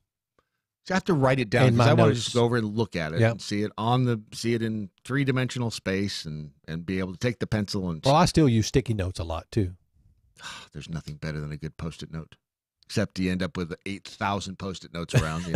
You have to consolidate those. But focusing on one thing at a time, that's the bane of my existence. I cannot Because if I'm focused on, I need to just, okay, if I get to a point where I've got to think about something, it's like, put that down and I'll go up and I'll work on something else. I mean, it's funny. What at the other place one day I was working on about, I don't know, 5 or 6 different things. And one of the guys that was there, his name was Ben. At the time, he came around. He said, "You're working on this, and this." I said, "Yeah." He said, "I've never seen somebody multitask someone." I said, "Yeah, it doesn't make me any good at it. It just means I'm working on 14 different things at one time." Because then you end up almost getting close to finishing all of them and not finishing any of them. Yeah, it's hard to focus. And I have that stupid perfectionism. God, I hate that. That is the worst thing you could ever possibly have, is being a perfectionist, because it prevents you from finishing stuff. Because you realize, you get to a point and you realize, this is not going to be perfect. So in your brain, it starts. So why complete the job? Mm-hmm. There was an Indian tribe that believed that there was no such thing as perfection, so that they would intentionally create a defect in their artwork so that they could get past that. I think I may be a member of that Indian tribe. I need to start doing that. They also say, do not use your phone in bed. Make your bed a phone-free zone. The blue light on smartphones can cause changes in your sleep hormones. Well, Apple accommodated that, though. By night mode or whatever? By night, yeah, using the night mode that takes the blue away. It doesn't work. There's still out to get you. By the way, you know how you make a hormone? Yes. Don't pay her. Okay. Thank you. I thought that was a yes or no question, and I was afraid I was going to answer wrong either way. Get a real alarm clock. Put your phone in another room. I tried that. Doesn't work. I mean, here's the thing, though, and I ran into this when I worked in Dallas. There are more employers out there who expect you to be at their beck and call. So find a new employer, I guess, is the answer to that. But I mean, I had an employer in Dallas who, when he called you, he expected you to answer the phone. In the middle of the night? It doesn't matter when. Was it a life or death business? No, but he thought it was. Really? Because that, to me, I don't know. Not sure if I could abide by that. They also say, I keep losing my place here, turn off notifications. Notifications are they can be a constant distraction. Actually, a friend of mine was riding in the truck with me one day, and my phone, I had a little mount on the dash, and the phone kept bloop every now and then, bloop, another little notification, bloop. And he said, how do you get to, how doesn't it distract? I said, yeah, but because of this business, I have to keep track of the jackholes. I have to make sure I know where they are at all times. It's for their safety, really. So it's more of an altruistic thing on my part, as opposed to a selfish thing. Is that Kevin, by the way? On the phone. Yeah, you're expecting that call? Yeah. Yeah, he's here. Oh, good. Challenge yourself, it says, to make non-smartphone conversations with friends or family members for an hour or more. Focus on the person you are with.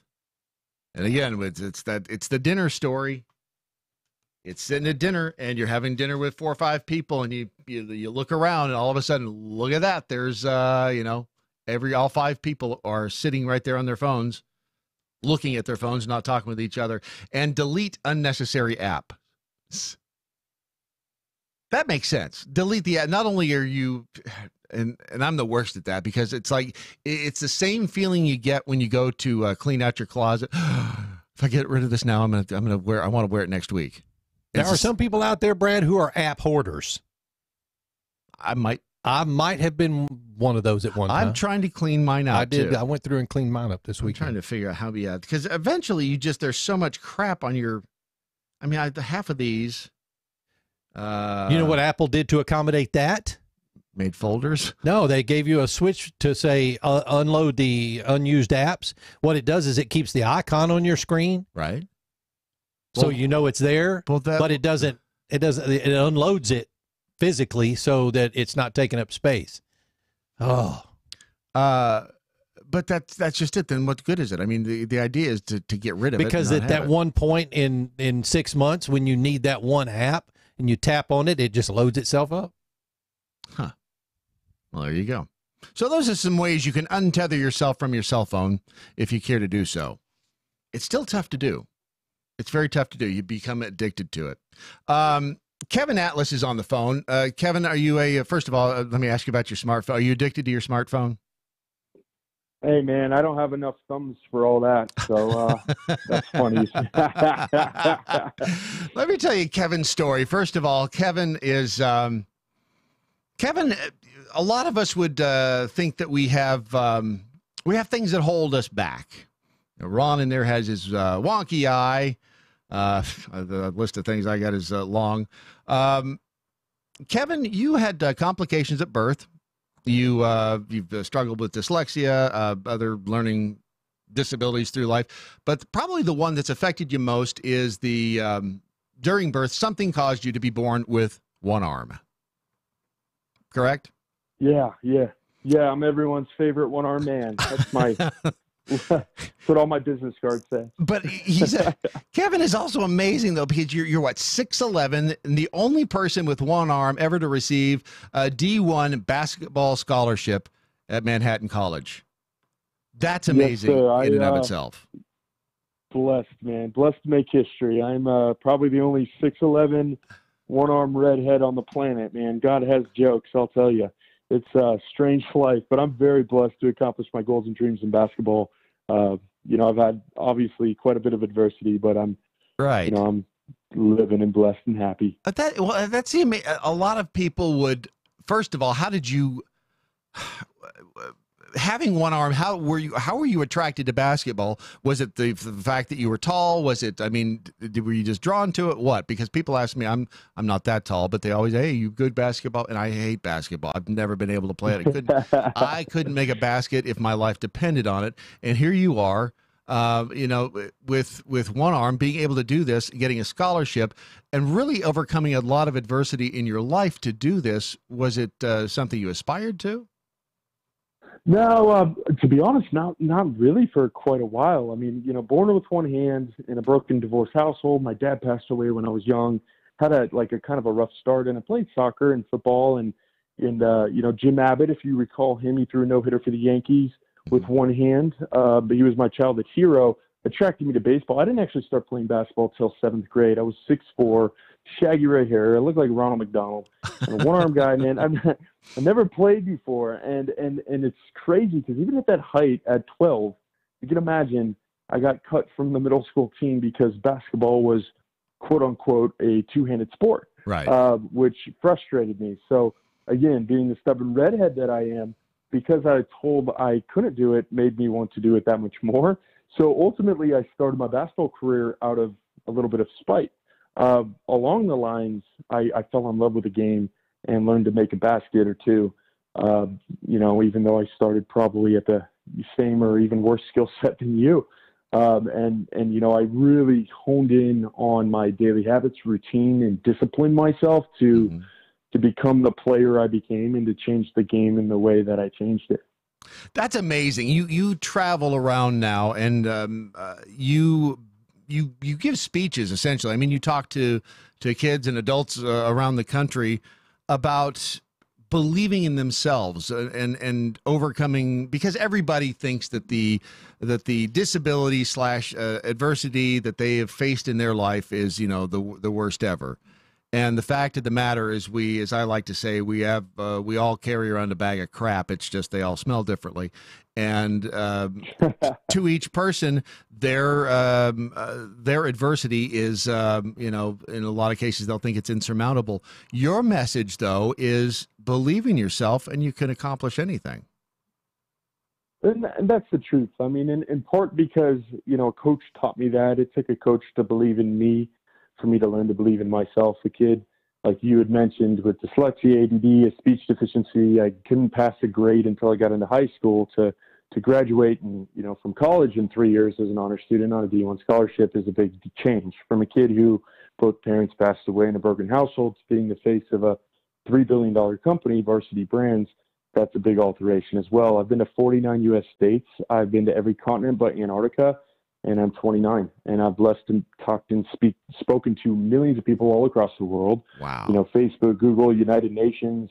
I've been very, very blessed in those regards. And I'm blessed with perspective as well. I'm living, breathing proof that you can find both your success and happiness. You know, if you start by believing yourself, that's kind of the first step. And this isn't like a, you know, pyramid scheme or something. I'm not trying to sell you anything. I'm just telling you, if you can't believe in yourself, don't expect the world to believe in you. If you can't accept yourself, don't expect the world to accept you. If you can't, in your words, you know, own your own bag of crap, then don't expect anyone to enjoy the smell either. Right. You have to learn to love yourself first, and that'll open the door for others to do the same. If you gave me a left arm today, I wouldn't take it. And that's self-acceptance, and that's love. I pray every single one of you guys out there listening can look in the mirror and learn to love yourself right back to that extent. And it sounds easy enough to do, but in practice, in everyday life, sometimes it's a difficult thing to do, to believe in yourself, because I believe me, I can go down my own personal rabbit hole of self-pity in a heartbeat. I'm really good at it. And when you're like that, I mean, it really does. It takes effort to sit up and to say, look, I'm good at this. I can accomplish this. But when you start telling yourself that, it actually can make your brain patterns change. It can actually physically rewire your brain so that you, and it goes both ways too, by the way. If you keep thinking negative thoughts and telling yourself negative things, it can rewire your brain to think that way as well. So having the positive mental attitude truly is 90% of the game. Tell me about Varsity Brands. That's your website, right? Yeah. To your point of, the power of affirmation is so important. If you don't rewire your brain and learn to, on a daily basis, train your brain, then somebody else out there is going to wire it for you. Yes. And, you deserve to be happy. You deserve to, have what you want in life. You deserve not to dread every single day. And you deserve to give that to others as well. And that's just common, love and existence. I feel that every human being has those rights. That said, you can't do it if you can't train your brain to allow yourself to believe that you can do it. Varsity Brands is this company made up of BSN Sports, Varsity Spirit, and Herff Jones. Collectively, they create this $3 billion juggernaut, which essentially is the only entity inside the education system itself, or in the high school system itself, that has the reach the education system does. They're in every high school across the country. I went out after my basketball career playing in New York and then playing out in Taiwan. I had a different calling. I get into motivational speaking and became the lead youth speaker for youth in the country. And I tried to literally save every kid I could because there's so much pain out there. It's almost, easy in a sense to help them, but at the same time, you go speak to a high school audience, man, 7 a.m., do a bunch of kids who don't want to be there, walk away with a standing ovation. That's Picasso, man. That's art. That's really hard to do. They're the hardest audience in the world. That said, they're riddled with anxiety. They're riddled with depression. They have so much pain. Suicide rates are up. Shootings are up. You hear about it in the news, and you tend to ignore it. High school's so much worse than it used to be.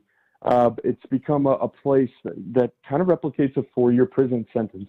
And I have a question for you. If you have a professional sports team, all your rookies are suicidal and depressed, how's your team going to look in 5 years? Yeah, not well. 10 years? How's the country going to look? Because I don't see the pain in other countries, and again, with the world perspective that I see in the United States. So what I've done is partner with Varsity Brands because they have that reach to make major lasting impact.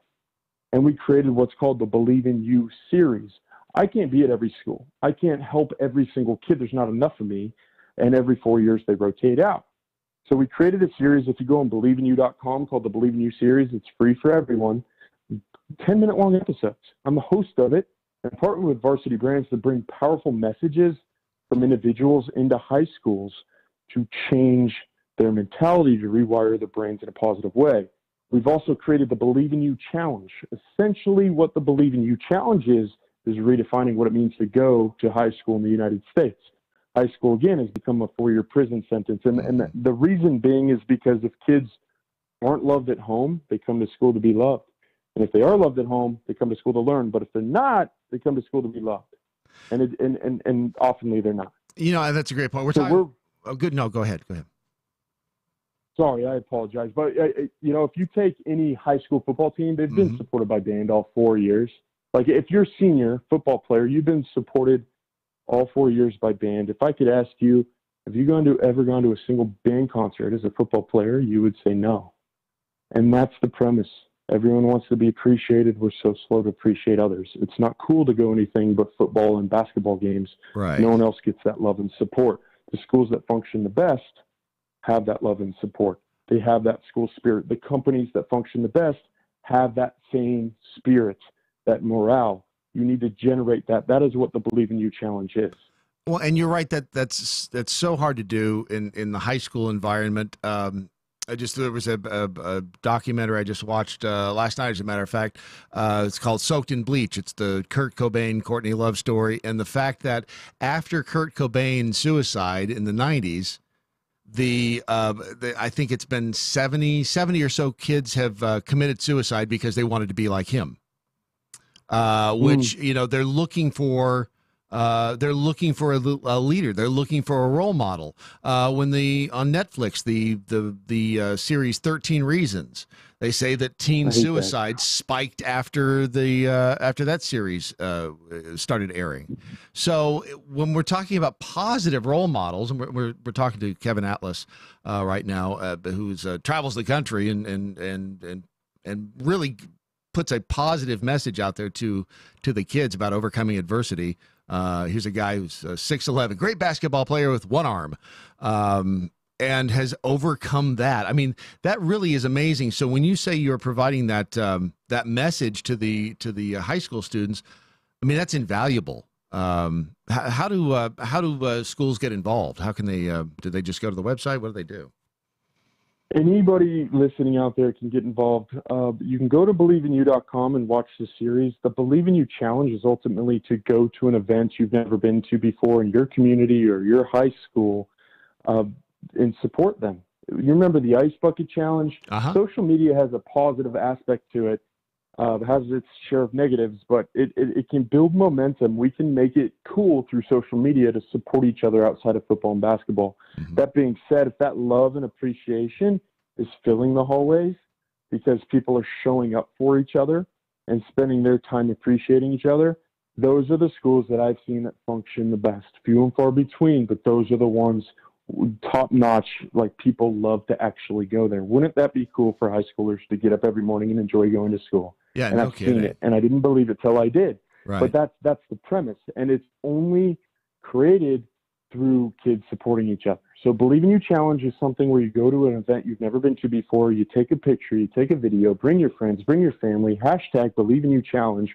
We're making a movement via social media to make it cool to support each other. Well, why did we lose sight of it being like cool to support each other and be kind and loving? That's the problem. People are toning in on documentaries and that Netflix show 13 Reasons Why. That's the kind of pain that I'm fighting against. Because if you recall what it's like to go into high school, you don't have any freedom. Like kids that commit suicide in high school, they take all the bad of life and none of the good. Right. They don't grow up. They don't get that freedom to find themselves. And if they could just hold on, they could just have a hug or just one compliment, maybe they make it through. That's amazing. That really is. Are you on the Twitter as well? I am. Kevin Atlas, and then on Instagram, I am Captain Hook for Life. I have a heavy presence there. And yeah, please follow the story on Varsity Brands and the Believe in You Challenge. Follow the hashtag Believe in You Challenge and take part of it as well.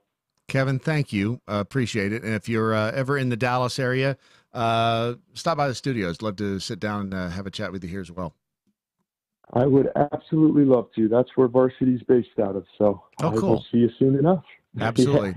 Appreciate it, my friend. Appreciate it. The best to you as well, and keep up the good work. That's Kevin Atlas again, 6'11", first basketball player to and one arm. That's. I mean, when you start thinking about you got it rough. A guy that suffered with dyslexia, First guy ever to receive that basketball scholarship, the D1 basketball scholarship at Manhattan College. One arm. Look, these guys are inspirations. There's no question about it. 6'11" is gigantic. 11. A doorway, a standard doorway in your home is 6 feet 8. Dude's got a duck to walk through the door. Duck to walk through the door. I mean, that's and he, like you said, red hair. Yeah. So amazing. See, we don't appreciate red hair until we're older. You know, when you're in grade school, it's the ugly redheaded stepchild. Ha ha ha. But now, man, you redheads, especially women, just saying. Of course, you got to be able to deal with that fire too. But Varsity Brands, his website, the website he's working with, varsitybrands.com/believe-in-you. That's cool. I mean, it's sure it's no Tide Pod challenge, but the social media can actually be used in a positive way. They say he's like the up and coming Tony Robbins. By the way, he's going to be. I was going to say he's going to be big. He already is big. I like that guy. Kevin Atlas. See if he comes by the studio anytime. Yep, you search Kevin Atlas basketball, you'll get it. I mean, just amazing. Mojo Jedi says, what I learned today, lots of inspirational stuff on Mojo 50 Radio this morning. Smacking Duck, in the meantime, is falling asleep. That's all right. Nationals emergency. Kevin Atlas of at Varsity Brands could always get a gig playing drums for Def Leppard if you wanted. Hey-oh. See what you did there. That's true. The drummer of Def Leppard, that's somebody who was... that dude's an inspiration as well. I'm a drummer. I've watched him play. He sounds like any other drummer. Yeah. I mean, these are people, and like I said, I can fall down the pity rabbit hole in a heartbeat, and it's a tough place to climb out of. Make sure to visit our sponsor for this portion of the program, the inspirational TRA Guns, Star River Arms. We gave away that gun last Friday. Matlock gave it away on the Conservative Cartel. It was Jamie Christopher, right? Jamie Christopher, congratulations. Congratulations to her. Smith & Wesson Bodyguard 380. Nice. That is a nice... by the way, apparently that wasn't the only one that they had. So there's still one for sale. So if you didn't win, you still want to get your own Smith & Wesson Bodyguard 380 ACP with a laser friggin' laser beam on it. Go to Tar River Arms, TRAguns.com. It's on sale for $328. Go to the closeout section. It's right there. TRAguns.com. More of your inspirational, educational, and a lot of other irrationals on your Daily Mojo as it continues for Tuesday. Don't go anywhere.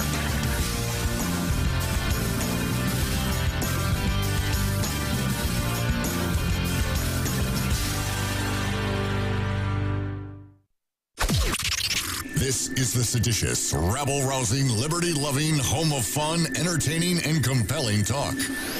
MoJo 50. News this hour from townhall.com. I'm Rich Thomason. Dayton, Ohio is ground zero for the fierce storms that pounded the Midwest overnight, flattening homes and businesses and leaving millions without power.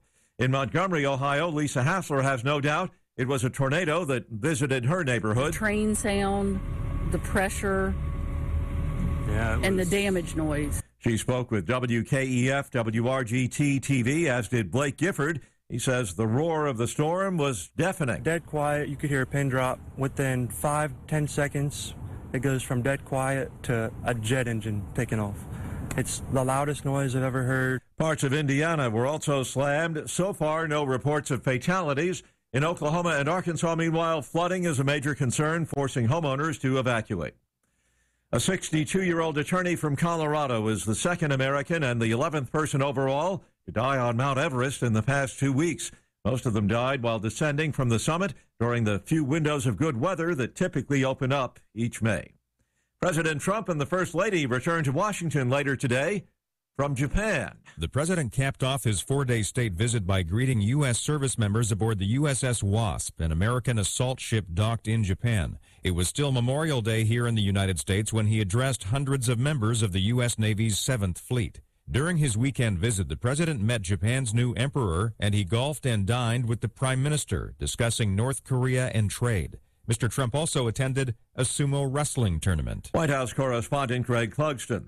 An attacker armed with a knife in each hand, attacked a group of schoolgirls at a bus stop near Tokyo, killing one child and one adult. The attacker also died apparently from self-inflicted wounds. On Wall Street, Dow futures up 42 points. More on these stories at townhall.com. Never Forgotten Apparel is more than just a premium women's and men's clothing line. It's a movement to remind us to wear American-made and serve those who serve us. Our heroes. Never Forgotten Apparel gives 20% of their total sales to nonprofits that support homeless veterans and off-duty firefighters, and 50% to individual veterans and firefighters in need nationwide. Check out neverforgottenapparel.com. Use promo code MATT, M-A-T-T, and get 15% off your purchase. Hi, it's Doc Thompson for Matthew 25 Ministries. Matthew 25 Ministries is one of the few charities I'll actually endorse because I know them. I've worked with them, and I know almost all of the money that you donate goes to help people. Go to m25m.org, m25m.org. Going from A to B may involve X, Y, and Z. Off Track with Whiskey 6, Sundays from 8 to 10 p.m. Eastern from MoJo 50. Have you done it? You catch a glimpse of yourself in the mirror? I'm one of those people you don't want to see naked. Yeah, most of us. But I mean, you look and you're going, what the? I know. How did I get to whatever? Yes. Yeah. Oh, it's horrible. Hey there, it's Doc Thompson and Brad Staggs to tell you about a different way to shed those pounds. This is brand new tech. It's only been around for a couple of years or so. It was based on research from the University of California that said there's a molecule called OEA that's found naturally in your body. It produces it in the Mediterranean diet, that when taken in concentrated amounts, it will actually make you feel fuller and boost your metabolism. I've lost about 10 pounds so far. It's amazing. It now, really is cool. A company said, we can take this to market and make this great product that'll help you. It's called Riduzone, RIDUZone.com, RIDUZone.com. Brad's worked. It's worked for Brad's, worked for me, countless other people. Go to riduzone.com and try today. You're going to love it.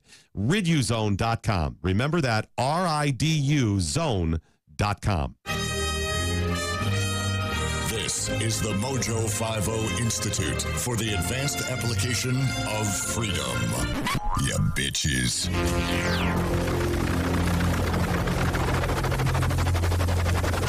Mothership has landed. You know, that's a good point, I gotta say. Kurt, slightly venomous jackhole, just tweeted using the hashtag What I Learned Today. Kevin Atlas was preaching to the choir because if he doesn't think we Jack and Jill Holes practice self-love, he doesn't know how poor our eyesight is. Yep, there you go. I'm telling you, we are a special brand of misfits. A special brand. Mm-hmm. Yes, we are a category unto ourselves.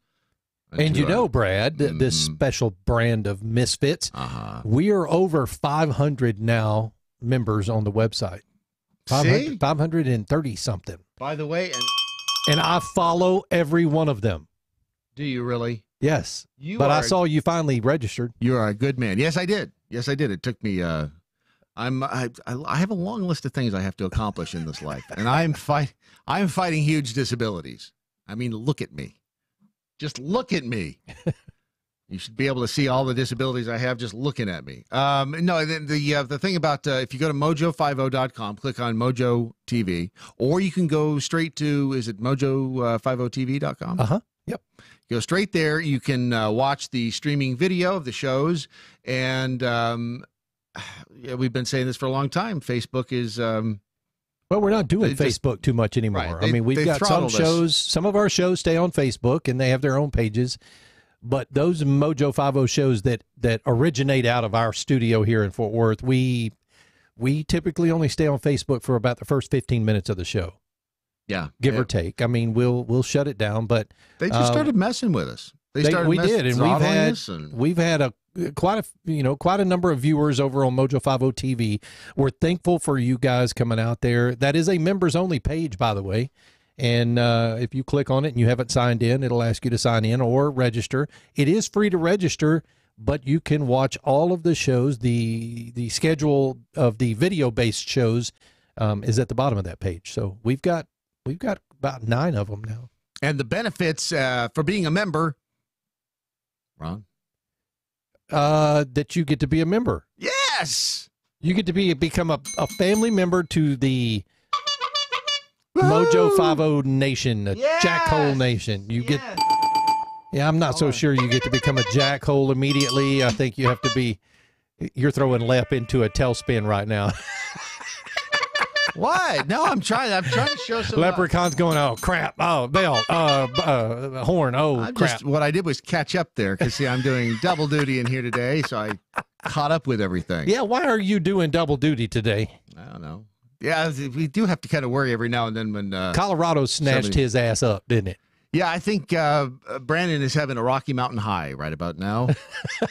I don't blame him. He did look like he was having fun. He posted a bunch of pictures from up there. I don't blame him. I want to stay out there too. God, Colorado is nice. It is a gorgeous state. You ever tried to walk up a set of stairs though out there? Oh, you get winded about 3 stairs up. It is tough. We went to what's the ski resort that starts with a B? I can't remember. Beaver Creek. That's actually in no. Frisco is where we went, but there's a ski resort that starts with a B. Somebody will help me out with that. But Loveland. It's a big ski resort. I don't know why I don't remember the name. Did you say V or B? B as in B. B as in. Somebody will figure it out. But anyway, we went up there and just walking around. I mean, it's 14,000 feet there. And just walking around, I was winded. For whatever reason, though, it's not as hard to ski as it is to walk upstairs. I could ski out there, but walking up a flight of stairs is just Breckenridge. Okay, yeah, Breckenridge. Yeah, it very nice place. Don't get me wrong. We were there. I don't remember what time of year it was, but there was snow. Obviously, you generally need that to ski. Yeah, more often than not. No, I like that area. It's beautiful in the summertime. We played on a golf course there. My brother and I and his father-in-law. And why would you want to go out there and do something so frustrating? Oh man, I'm going to tell you what. I've never played on a more beautiful golf course in my life. And standing on the greens, looking around, you've got mountains all around you. Mm-hmm. Very beautiful. Can you imagine? I think this golf course had like 3 18-hole golf courses all built together. Can you imagine as the country's pioneers, as they're traveling across the prairies, they got their covered wagons, the whole line of them, and they're marching along, and they come up to the Rocky Mountains. It's like, damn, wow. That's the Donner Party. The Donner Party. Yeah, they had trouble getting through there. Google them if you've never heard of them. This was the day in remember the name Matthias Roost? I do not. This was the day in 1987 that Matthias Roost, he was 19 at the time. He was an amateur pilot, still is, from West Germany. Took off from Helsinki, Finland, traveled through 400 miles of Soviet airspace, and landed his Cessna in Red Square. I do remember that plane landing in Red Square. Yes, the event. I'm surprised the dude lived. A little embarrassing for the Soviet government and the military because he was able to just set it right down there. He was described by his mother as a quiet young man with a passion for flying. He had no political or social agenda when he took off from Helsinki. He entered Soviet airspace. He was either undetected or ignored as he pushed toward into the Soviet Union. The morning of May 28th, 1987, he arrived over Moscow. He circled Red Square a few times, then landed just a few hundred yards from the Kremlin. The onlookers there believed he was part of an air show. They immediately surrounded him and showered him with love. Very quickly, however, he was arrested and whisked away. Never to be seen again. Yeah, no. Actually, he was tried for violating Soviet airspace. He was sentenced to prison. He served 18 months and was released. But that took cojones right there. Oh, please. 19 years old, and he landed in Red Square. I mean, jeez. What's the equivalent? What equivalent of that is happening today? I don't know, but you remember the guy who flew right down into the White House lawn on his Yeah, was it the lawn chair thing, wasn't it? Yeah, I mean that dude. He was cray-cray. He was crazy. I don't know that Matthias Roost was crazy. I think he's 19. Back then, for whatever reason, they 19. They kind of go hand in hand, kind of the right? same thing. But apparently he's still. I guess he's still around today. He He is sentenced to 4 years in a general regime labor camp for hooliganism. They say this is according to Wikipedia, so I'm not sure if it's completely true. He was sentenced to 4 years in a general regime labor camp for hooliganism. I didn't know that was a thing. For disregard of aviation laws and for breaching the Soviet border. He never was transferred to a labor camp. Instead, served his time at the high-security Levertovo temporary detention facility in Moscow. 2 months later, Reagan and Gorbachev agreed to sign the treaty to eliminate intermediate-range nuclear weapons in Europe. Supreme Court ordered Rus to be, the Supreme Soviet ordered Rus to be released in August of '88 as a goodwill gesture to the West. I wonder if old Uncle Ronnie had anything to do with that. I'll bet it did. He might have. I'll bet Uncle Ronnie. He probably just handed a list. Gorbachev said, yeah. Yeah, okay. I think that's probably one of the things. Speaking of craziness, I put some stuff on Craigslist over the weekend. Just, again, cleaning out the workshop. And so did you move from eBay to Craigslist now? No, just some stuff that's heavy because, my gosh. For pickup. Yeah, I got shipping has gotten stupid. I mean, the Postal Service has raised their rate. It's like, I mean, it's unbelievable how expensive stuff is anymore. But I put a couple of things on Craigslist, and the usual. Every time you do it, the first thing out of the gate are the scammers. Oh, that's what Craigslist is. Every time. I also did Facebook Marketplace too, but so I put a concrete and steel nail pinner. It's a really cool nail gun. It shoots into concrete or steel. Did you use one of those here? Didn't you?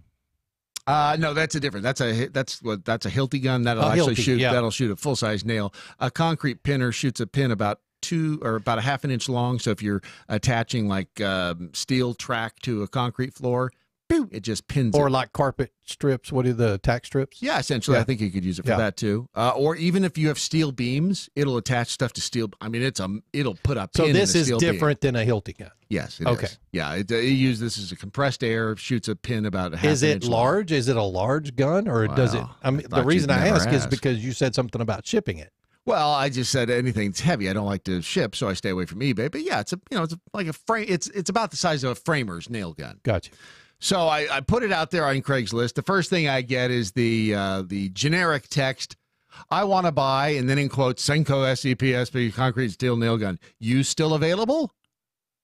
Oh, that's that's a dead giveaway. Yes. And they never say, "Hey, you still got it." It's "You still available?" So I responded, "It's still available." You should have said, "Yes, I am." Well, I'm headed there. Next message I received. Yes. "Okay, I've sent you a Google verification code. My husband isn't home. If your post is real, please send me the code. Then I'm calling you." Did you go through with it? No, hell no.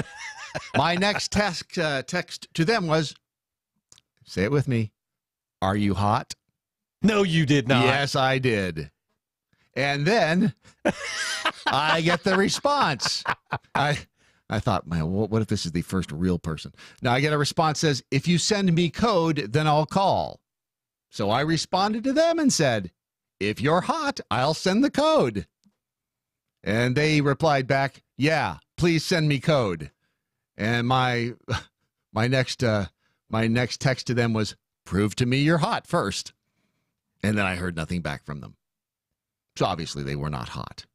This is the scams that they come up with are absolutely amazing. Do you know how many people they get with those scams on a daily basis? Think about this. Oh, it's amazing. Yeah, people are getting hammered and scammed on Craigslist and everywhere else, frankly, especially the phishing emails.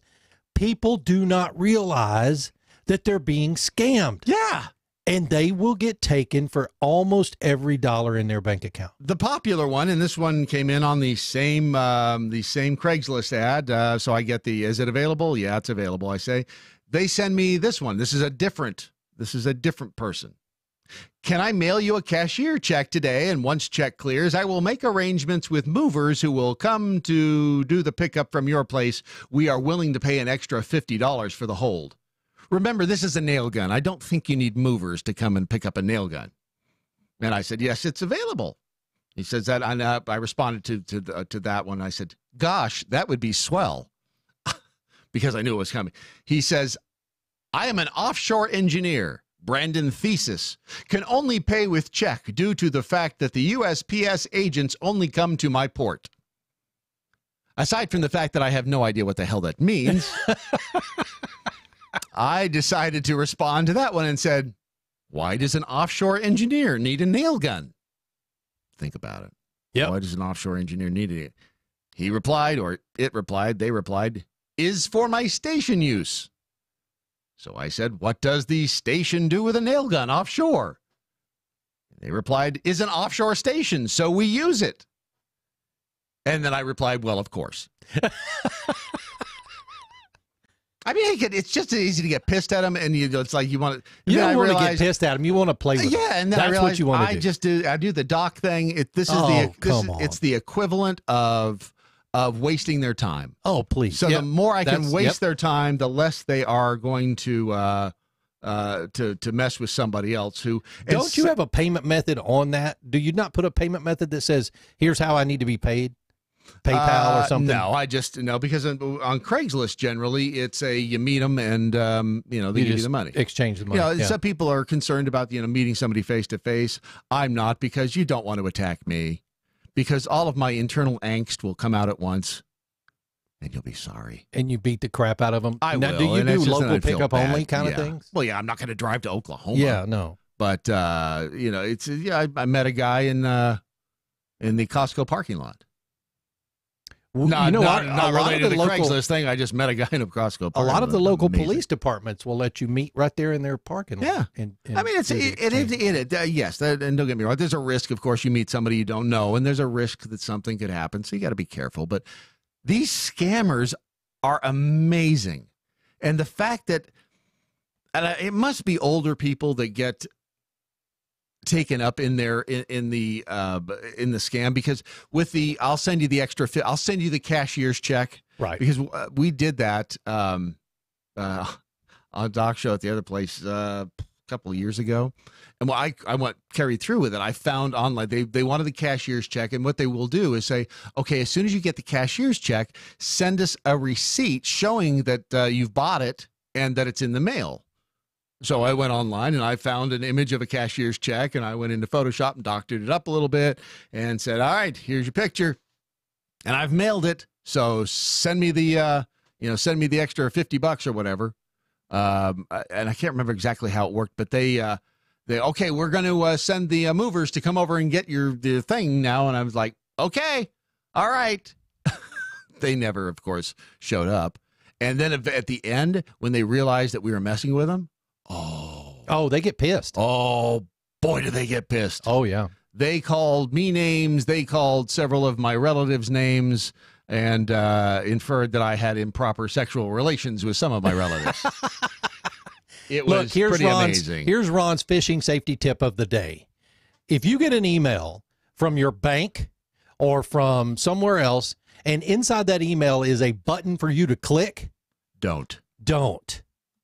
If it says click here to adjust your, ID or give us some information, don't click the damn email button. Go to your bank directly. Go to their website directly. A lot of times you can hover over the email and you'll see the URL pop up at the bottom of your screen, and it won't be anything close to, or if it is close to, it's a number off or a letter off. Right, yeah. It's very close. And folks, you're giving away your information. Don't do that. Well, the thing with the Google verification code, I wonder how that works with them. So if they tell you they're going to send you a Google verification code. What the hell does that mean? I don't know, but I did get a text saying, here's your Google verification code. Now, I didn't click on it. I could type a text. But I don't know. Let's see. I think I deleted it because I figured, why even risk having that? So if you do that, what happens? I don't know how that end of the scam works, and I don't, like you said, I'm not going to click on a link. I don't know what it is, because anymore you could be starting a bot that reaches into your phone and grabs your contacts, and Yeah, you just have to be careful with it. People bitch about Apple's phones being a closed platform where you can't. I mean, look, if you jailbreak your phone, I used to do that. If you jailbreak your phone, you're a dumbass, and I was. Did they ever catch me? No, nobody ever took advantage of me. But I watched it. I've watched people download apps from developers that literally take over their phone and keystroke it and everything else. Well, and now you can't just take the battery take out over and kill your it? camera. Yeah. For the love of God. Did you see anything good on the camera? No, they take over your camera. Oh, did they see anything good on your camera? And you can't. Used to be you could take your battery out real quick of your you phone can't do and that kill on the it, phone. and you Yeah. can't do it anymore. Nope. So you can't. There's no way short of just smashing it with a hammer. There's no way of getting. Yeah, because once it's infected, it's infected. I mean, unless you restore it all the way back. Still talking about the phone, right? The phone. Okay, yeah. Once it's just making sure. Otherwise, it's embarrassing. No, and that's the amazing thing with these scammers. The technology that's out there, they can do some pretty devastating things with your bank accounts and everything else before you ever realize it. Yeah, and they'll get you. So I feel like it's my civic duty to just keep them occupied. And when they call, that's even more fun. I love just tell me more. Put it on mute. Let's set the phone down. Let them just rattle on for minutes at a time. You ever get these phone calls from people that say the federal government is looking for you? Oh, yeah.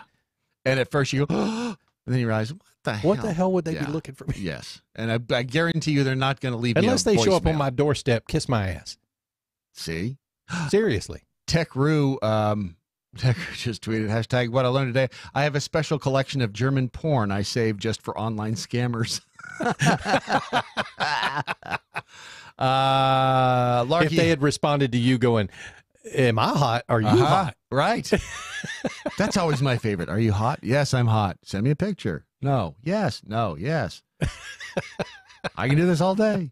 Larky F and Farkin, I've had at least 2 phone scammers call me a cracker. Oh, yeah. They're like from Somalia or someplace. Oh, yeah. If you piss them off and they go off on you on the phone, yeah, that's where it gets fun. They break out the words. SK Thompson tweeted, hashtag what I learned today. Doc kept a computer support guy on for half an hour and then said, oh, should I turn on? Yeah, that's right. He did that. Should I turn on the computer? I remember that story. I'm just sitting here staring. Now, do I need to turn on the computer? See, that's the classic stuff. He was so good at that. And I watched these PC help companies. Some of them are legitimate. Don't get me wrong, but I would never give someone access to my PC that I didn't know. No. Now, look, there are a lot of show hosts out here who I have access to their PC through an app called TeamViewer. Yep. But the thing about TeamViewer is that it randomizes the password every time you go into it. So it's not like I could bounce right back in there. But I always make sure they're sitting there, they're watching me. Right. When I'm, while you're naked? Yeah. They're watching me on their screen. While you're naked? No, not while right. I'm naked. There's nothing to be ashamed of there. If they're naked, that's different. But if I know only if they're hot. Only if they're hot. Nobody wants to see all of our show hosts are hot. All of them. Especially that one guy. And you know who you are. Oh, yeah. Yes, they do. And then there's the sextortion thing. The sextortion. That is, and I heard it. I think it was for Barracuda, the Barracuda Networks thing, and they said that you hear those. Yeah, one of our somebody in our office got the sextortion email, and it says. I was wondering what it was. I looked it up. Sextortion refers to a broad category of sexual exploitation that does not utilize physical forms of coercion to extort sexual favors or money from a victim. Sextortion can define a form of blackmail in which sexually explicit videos, images, and information are used to extort sexual favors or money from the victim. In other words, they send you an email saying, just like on Black Mirror, remember that one where they where we've got a video of you doing this, and if you don't give us $1,000, whatever it is, we're going to send this video to everybody on your contact list. I know I'm not the only one who's ever gotten this spam email, but especially if like a credit card company gets hacked. or not a credit card company, but any other company that gets hacked where you have a password and they actually figure out what your password is. I've received emails. They've fallen into my spam folder, of course, but I've received emails that says, we have your password and we have pictures of you when you've gone to such and such porn website. We have pictures of you from your phone. If you don't pay us $5,000 or whatever the dollar amount is, we're going to send these pictures out to your contact list. Okay. Tell those people, don't even respond. Just if you have to respond, tell them to kiss your ass. I respond. Go ahead, send it. I mean, that is the dumbest ass thing. Number one, don't do porn on your phone. Why? Just go into those websites. There are so many button clicks that you sometimes have to go through that people, you'll click on something that installs something on your phone. You're going to the wrong site. Yeah, just be careful. But the bottom line is those people, they will scare the hell out of you. Wrap your phone in a rubber glove first. If you're going to do that, wrap it in a rubber glove. And you would be smart to take a little piece of electrical tape and just put it right over the camera. Thanks for telling us how to do this now, Brad. Well, that's what you told me to tell them. No, I have a piece of tape over the automation server here. It's got a camera on the front of it. Thank you. It never hurts. I mean, just because you're paranoid doesn't mean they're not out to get you. People carry little sticky dots around and stick them on their cameras. And here's the thing: once you start losing weight, like when you get down to fighting weight after you're using Riduzone, people are going to want to see you naked. They're going to want to see the end result. They're going to want to see those six-pack abs. I mean, that is the downside. I have abs. I have six-pack abs somewhere. They're underneath that. But I've got They're sitting underneath the case of beer on top of them.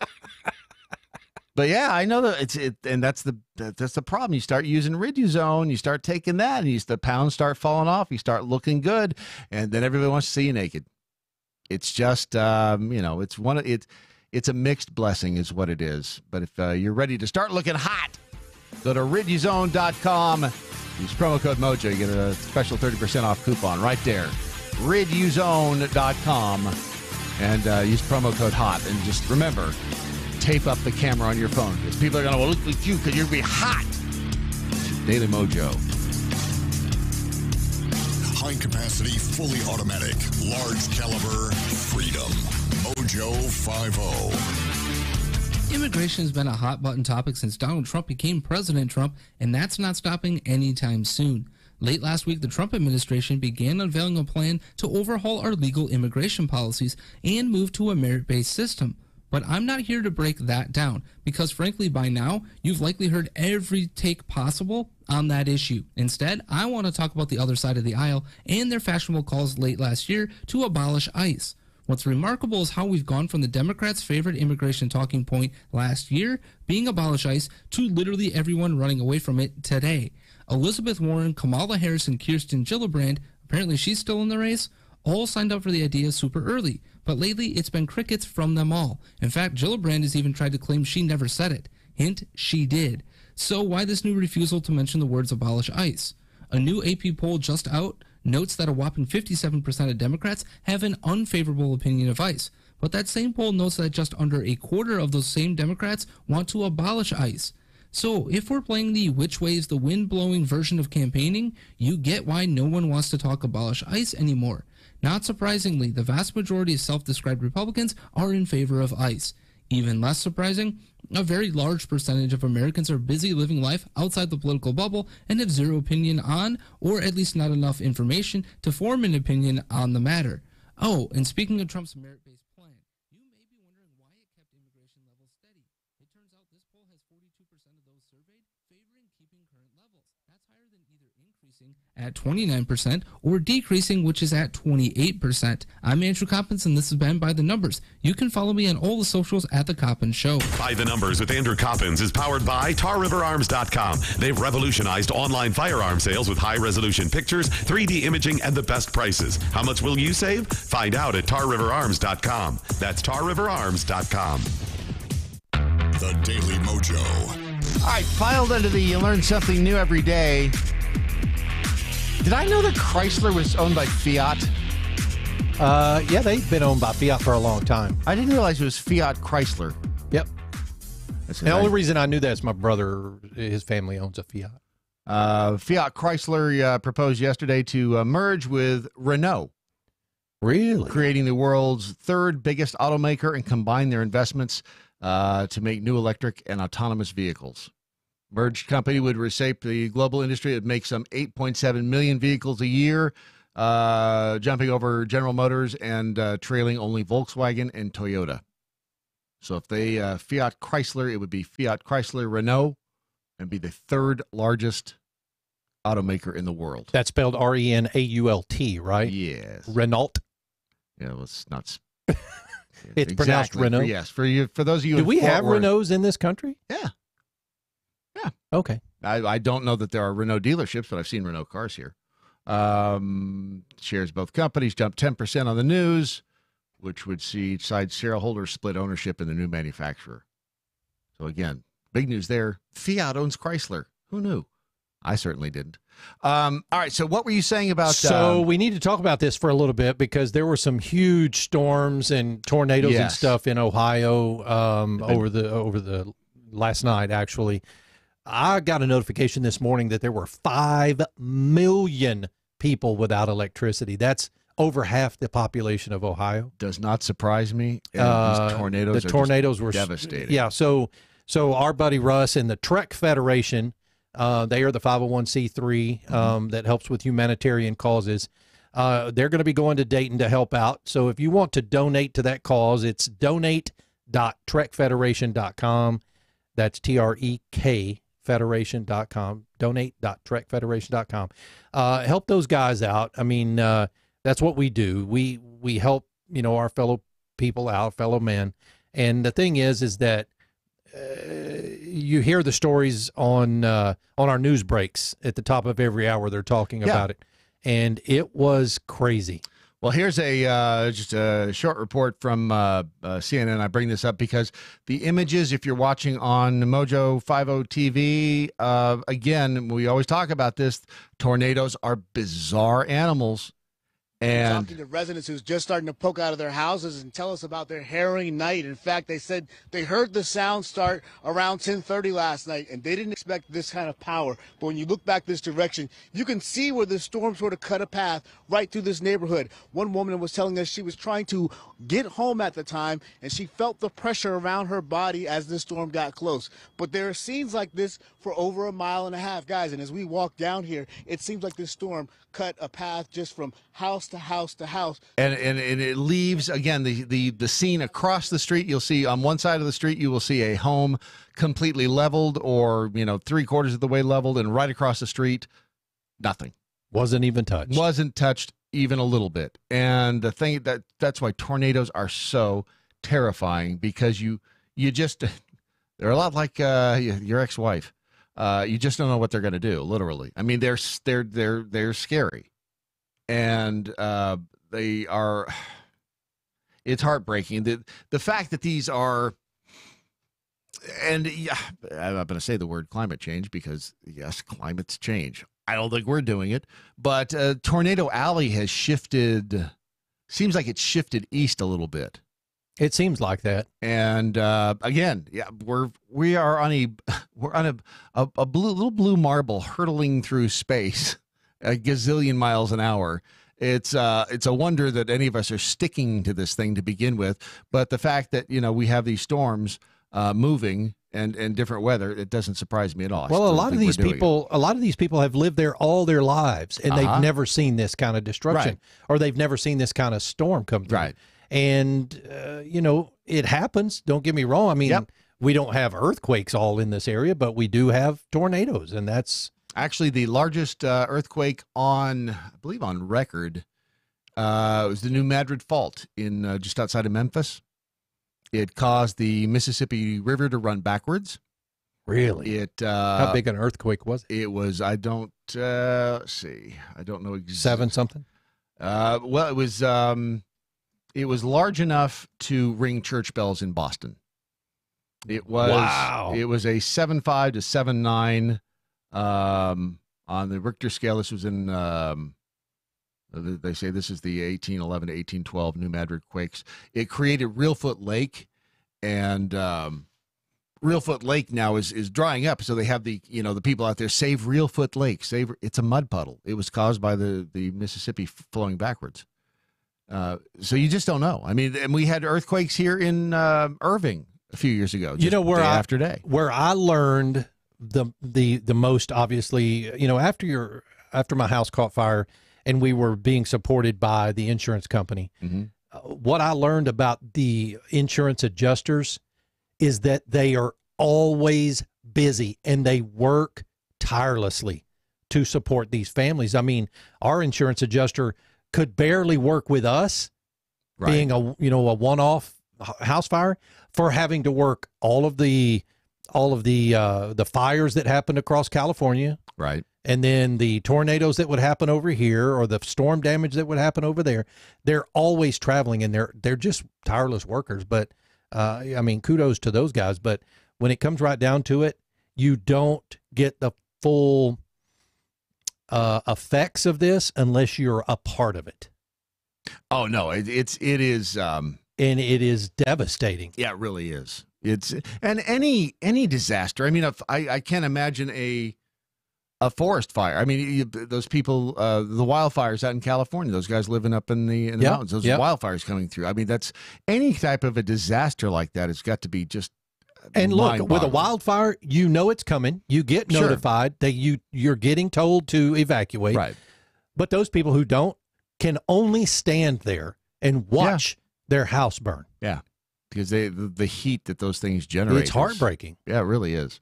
So our hearts go out there, and I'm sorry, I didn't mean to sidetrack. The Trek Federation is headed up there, and can people help by going to the website or? Yeah, donate.trekfederation.com. Donate.trekfederation. It is a 501c3 humanitarian causes. They're a good group of people. They're going to make sure that they can do what they can, for the devastation down there and the people that are having to live through this. So, all right, well, it's good of them. Donate.trekfederation.com.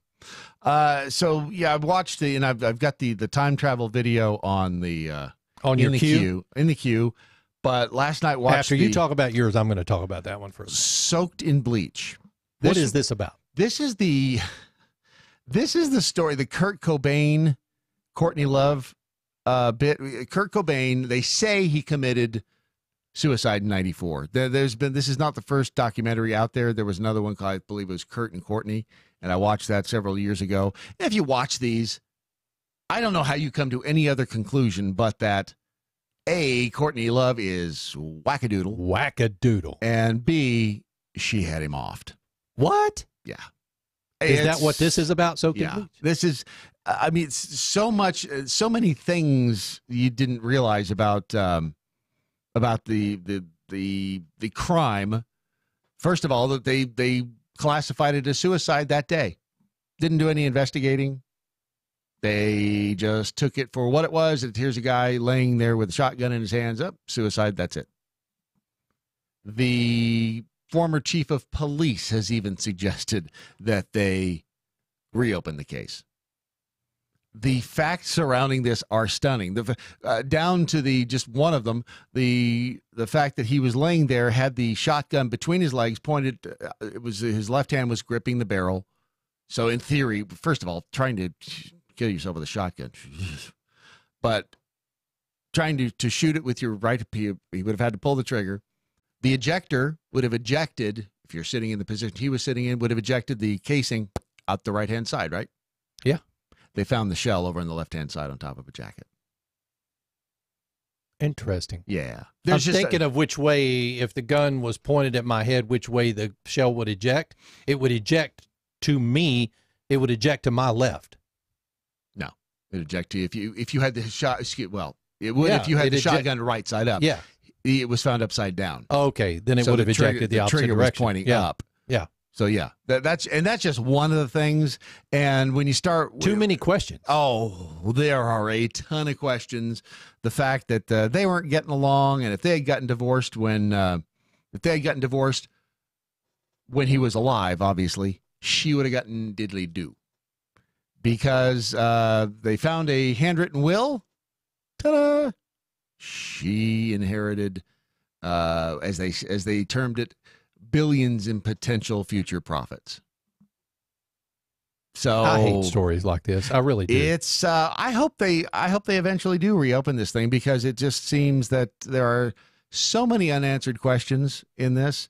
And that's why I brought it up when we talked to Kevin Atlas, is because in the aftermath, if in fact Kurt Cobain didn't kill himself, you're talking about almost 70 kids who have since he, quote unquote, killed themselves in his name, because that's how he did it. So that's 70 deaths accounted or attributed to the death of Kurt Cobain. 70 And if kids. they find out who killed him, can they be charged with those too? That's for smarter people than me to figure out. But I mean, just think about that. If you, who's to say that they would have? I mean, you can't go back and change, obviously, history. But who's to say that they would have killed themselves at all had it been ruled a homicide? I mean, you just don't know, and you don't know how these things affect people, and that's why this is such a compelling story. But it's it really is good.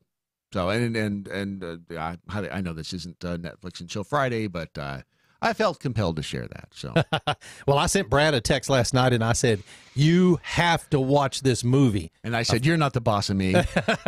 And then I said, "Remember to stay alert, because this movie that I watched yesterday, actually, I just came across it on Netflix, and you're right, this isn't Netflix and Chill, but we'll have new movies on Friday. Yeah. But this one, I'm a big sci-fi fan, and I like the time travel aspect of things because it's very cerebral. You have to think it through. This movie that I watched called The History of Time Travel. Right. And you can find it on Netflix. It's got a picture of an astronaut standing on the moon with a Russian flag on the moon. But it's called The History of Time Travel. And folks, I'm telling you, it's 71 minutes long, so it's just over an hour. It's a fictional documentary, but you have to be aware of what's going on in this movie because it deals with time travel. Be aware of your surroundings when watching this movie. Watch what's going on in the movie. If you're not, you're going to miss out the whole premise behind the movie. And are you saying it's got like a Sixth Sense ending? No, not necessarily, but they're talking about this guy who invents time travel, and then he goes on to do this, and then he goes back in time and makes this change, goes back in time and makes this change. Well, the movie takes place, the fictional movie's taking place, and you realize while watching the movie that the discussion, the documentary part of the movie is happening while this time shift is going on, this time travel. And so if you're not paying attention, you're going to miss out on the whole aspect of the movie. So it's called The History of Time Travel. And I mean, Brad will get a kick out of it because it's the fictional documentary type made by, history television and blah, blah, blah. You'll get a kick out of it. Well, see, when I watched that one, the one on the gold, or the cocaine that washed up, I couldn't tell if that was real or not. What was real, what wasn't. Well, this made me go out. I did a couple of searches on it, and I'm like, okay, that's not real. But see, because those things can either be done really well or really poorly, and there's nothing more uncomfortable or. This one's not done super well, but when I say super well, it's not done poorly either. But it's part of the movie. So I mean, just take a look at it. If you've got 70 minutes to sit and watch it, it's pretty entertaining, especially if you're a sci-fi fan like me. Okay. All right. I will do it because I trust your opinion. Well, you and I are always throwing movies back and forth. Yes, I'm going to go out and watch this Bleach one. And naked photos, but that's a different story.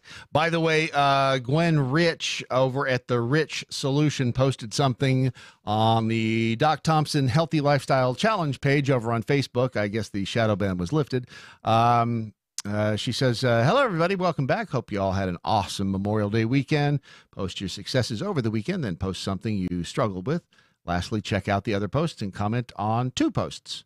That's what I like about Gwen. When you join the Healthy Lifestyle Challenge, she gives you kind of, it's not homework. They are concrete assignments to which you can, it's not just, hey, try to have a good day. Just recognize that you're having a good day. but actually think about something, there's specific instructions of something to do. And she went on. She said, my success over the weekend was to drink more water. My downfall was some fresh bread that I made for my family. My downfall was that it was a holiday weekend. Yeah. Hey, calories don't count on those weekends. Do they? Okay. Do they? Because I may have bought a cinnamon roll. May have. My mother-in-law my daughter might have made a cake. Maybe. And then I went to other people's houses. You got to treat yourself every now and then. Matt Locke cooked some hellacious steaks on Friday night. Oh, did he? Oh, I guess it was Thursday night, but God, dog, they were good. It's, you know what? And that's, again, be thankful you live in a country like this, and just hopefully over the weekend you just said thank you to those who've fallen in the past. But that's what holiday weekends are all about. They're about just giving yourself a little treat, a little something good. But as the old saying goes, if you fall off the if you get a flat tire, you don't get out of the car and flatten the other three. You get out, you replace the flat, and you keep moving on. That's what the Healthy Lifestyle Challenge is all about. Go to therichsolution.com, find out more about Gwen and her story, and just go over to, if you just go to Facebook, if you're still looking for it, if you just go to Facebook and type in the search bar there, Doc Thompson Healthy Lifestyle Challenge, bloop, it'll pop right up. And you can become a part of it. The Doc Thompson Healthy Lifestyle Challenge from Gwen Rich and the fine folks over at The Rich Solution, which I thought it might be a nice time to talk about the fails. Your fails or fails in fails particular? in the fast food. These are the top 10 fast food's all-time biggest marketing blunders. I don't remember this because it was almost before my time, but there was something called the McDonald's Hula Burger. It was launched in the 1960s. It was one of McDonald's first meat alternative sandwiches.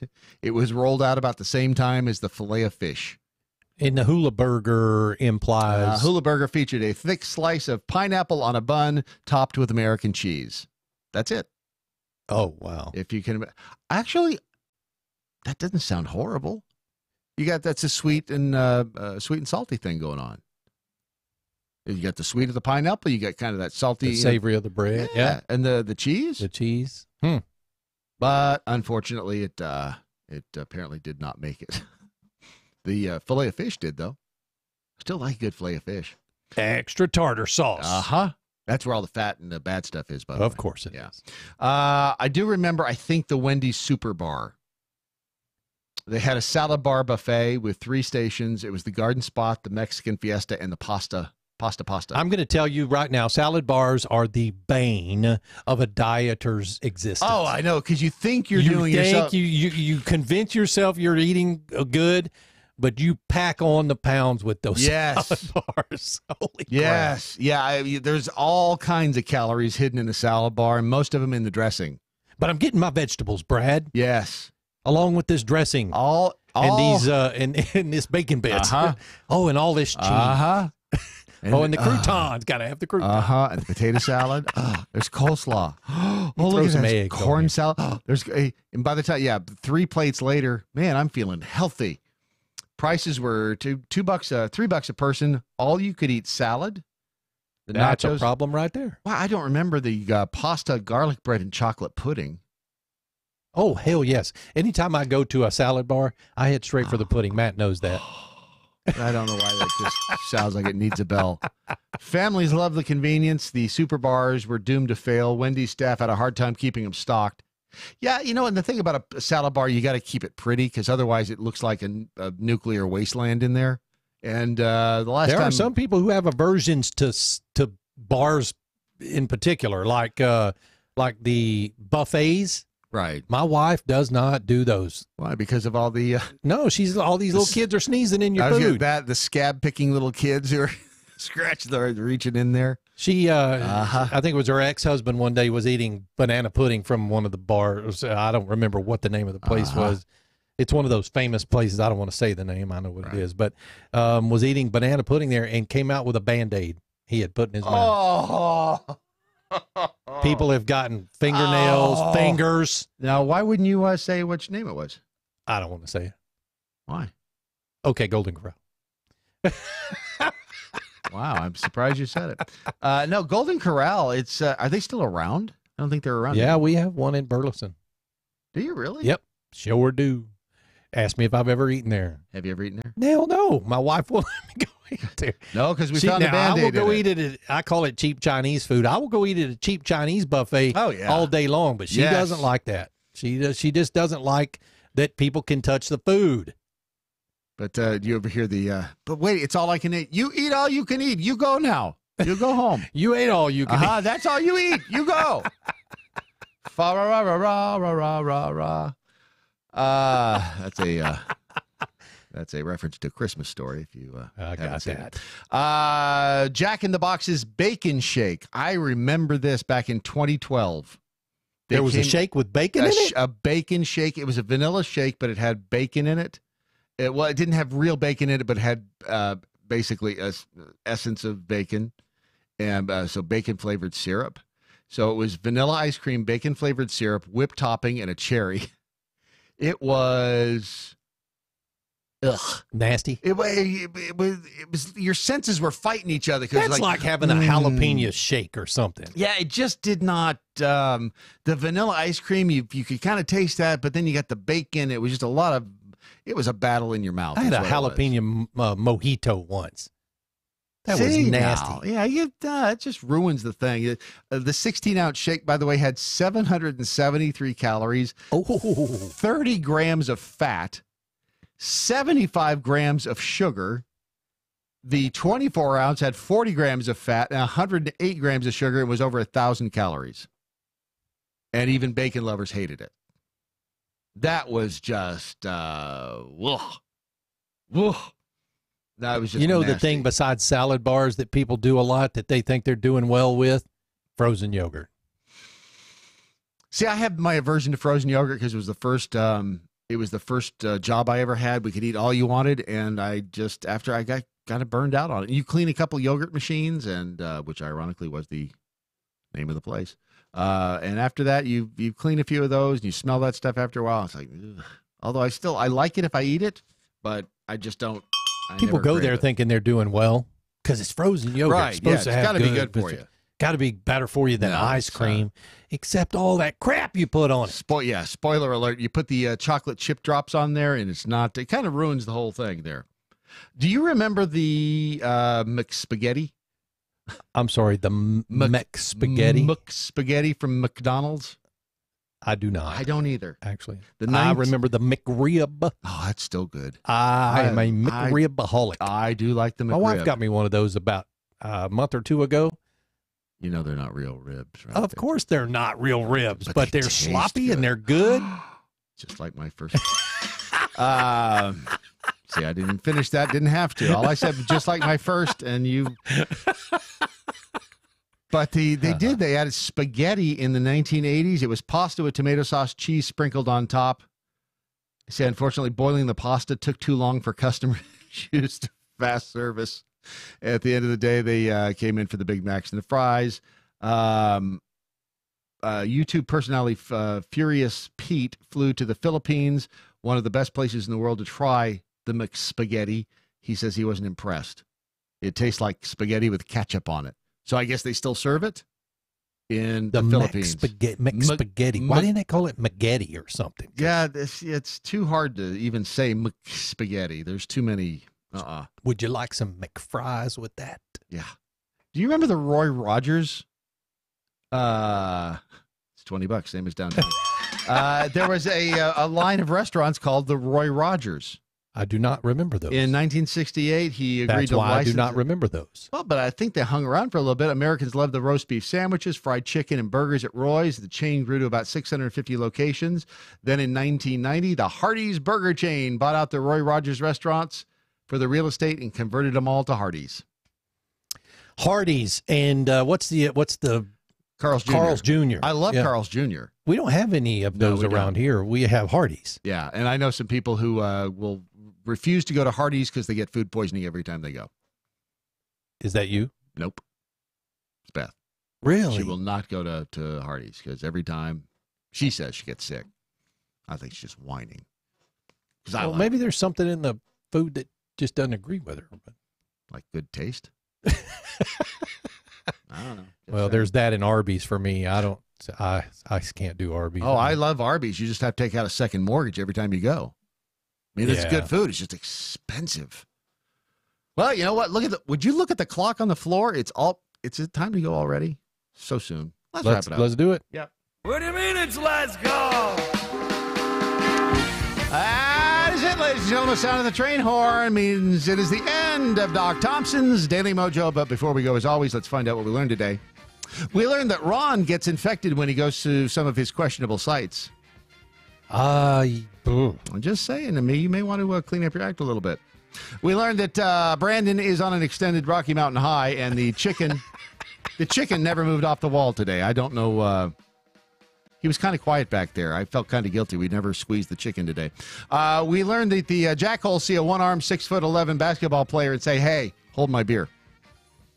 That's a thinking man's joke. You have to go back to this the basketball. Second. Right. Just choose one. Right, exactly. Either one. And we learned that having a beard as a woman doesn't preclude you from finding love. That was a real story, by the way. But if you're dating a woman with a beard. Look, I gave Matlock a kiss on the cheek last week during the show. Yeah. That was too bristly for me. I know. I'm not sure I could do it. Upon second thought. Then that's just it.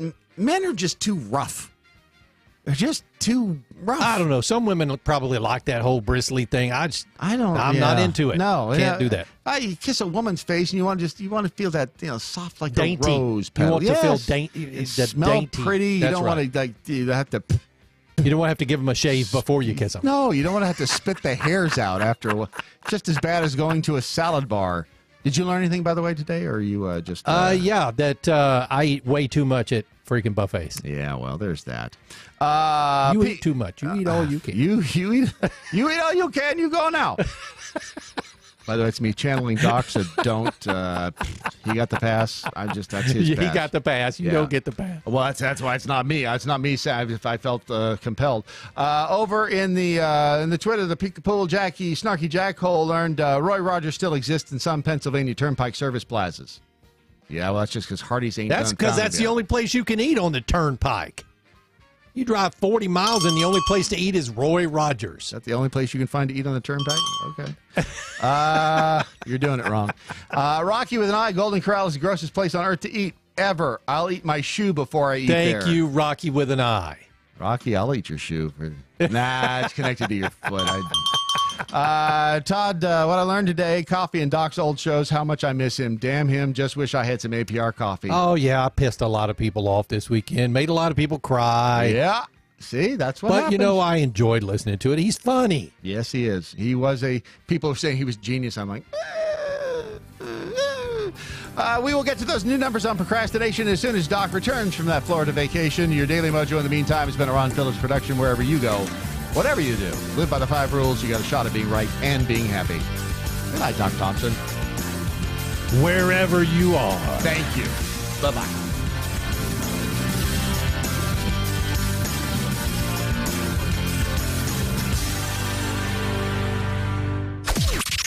This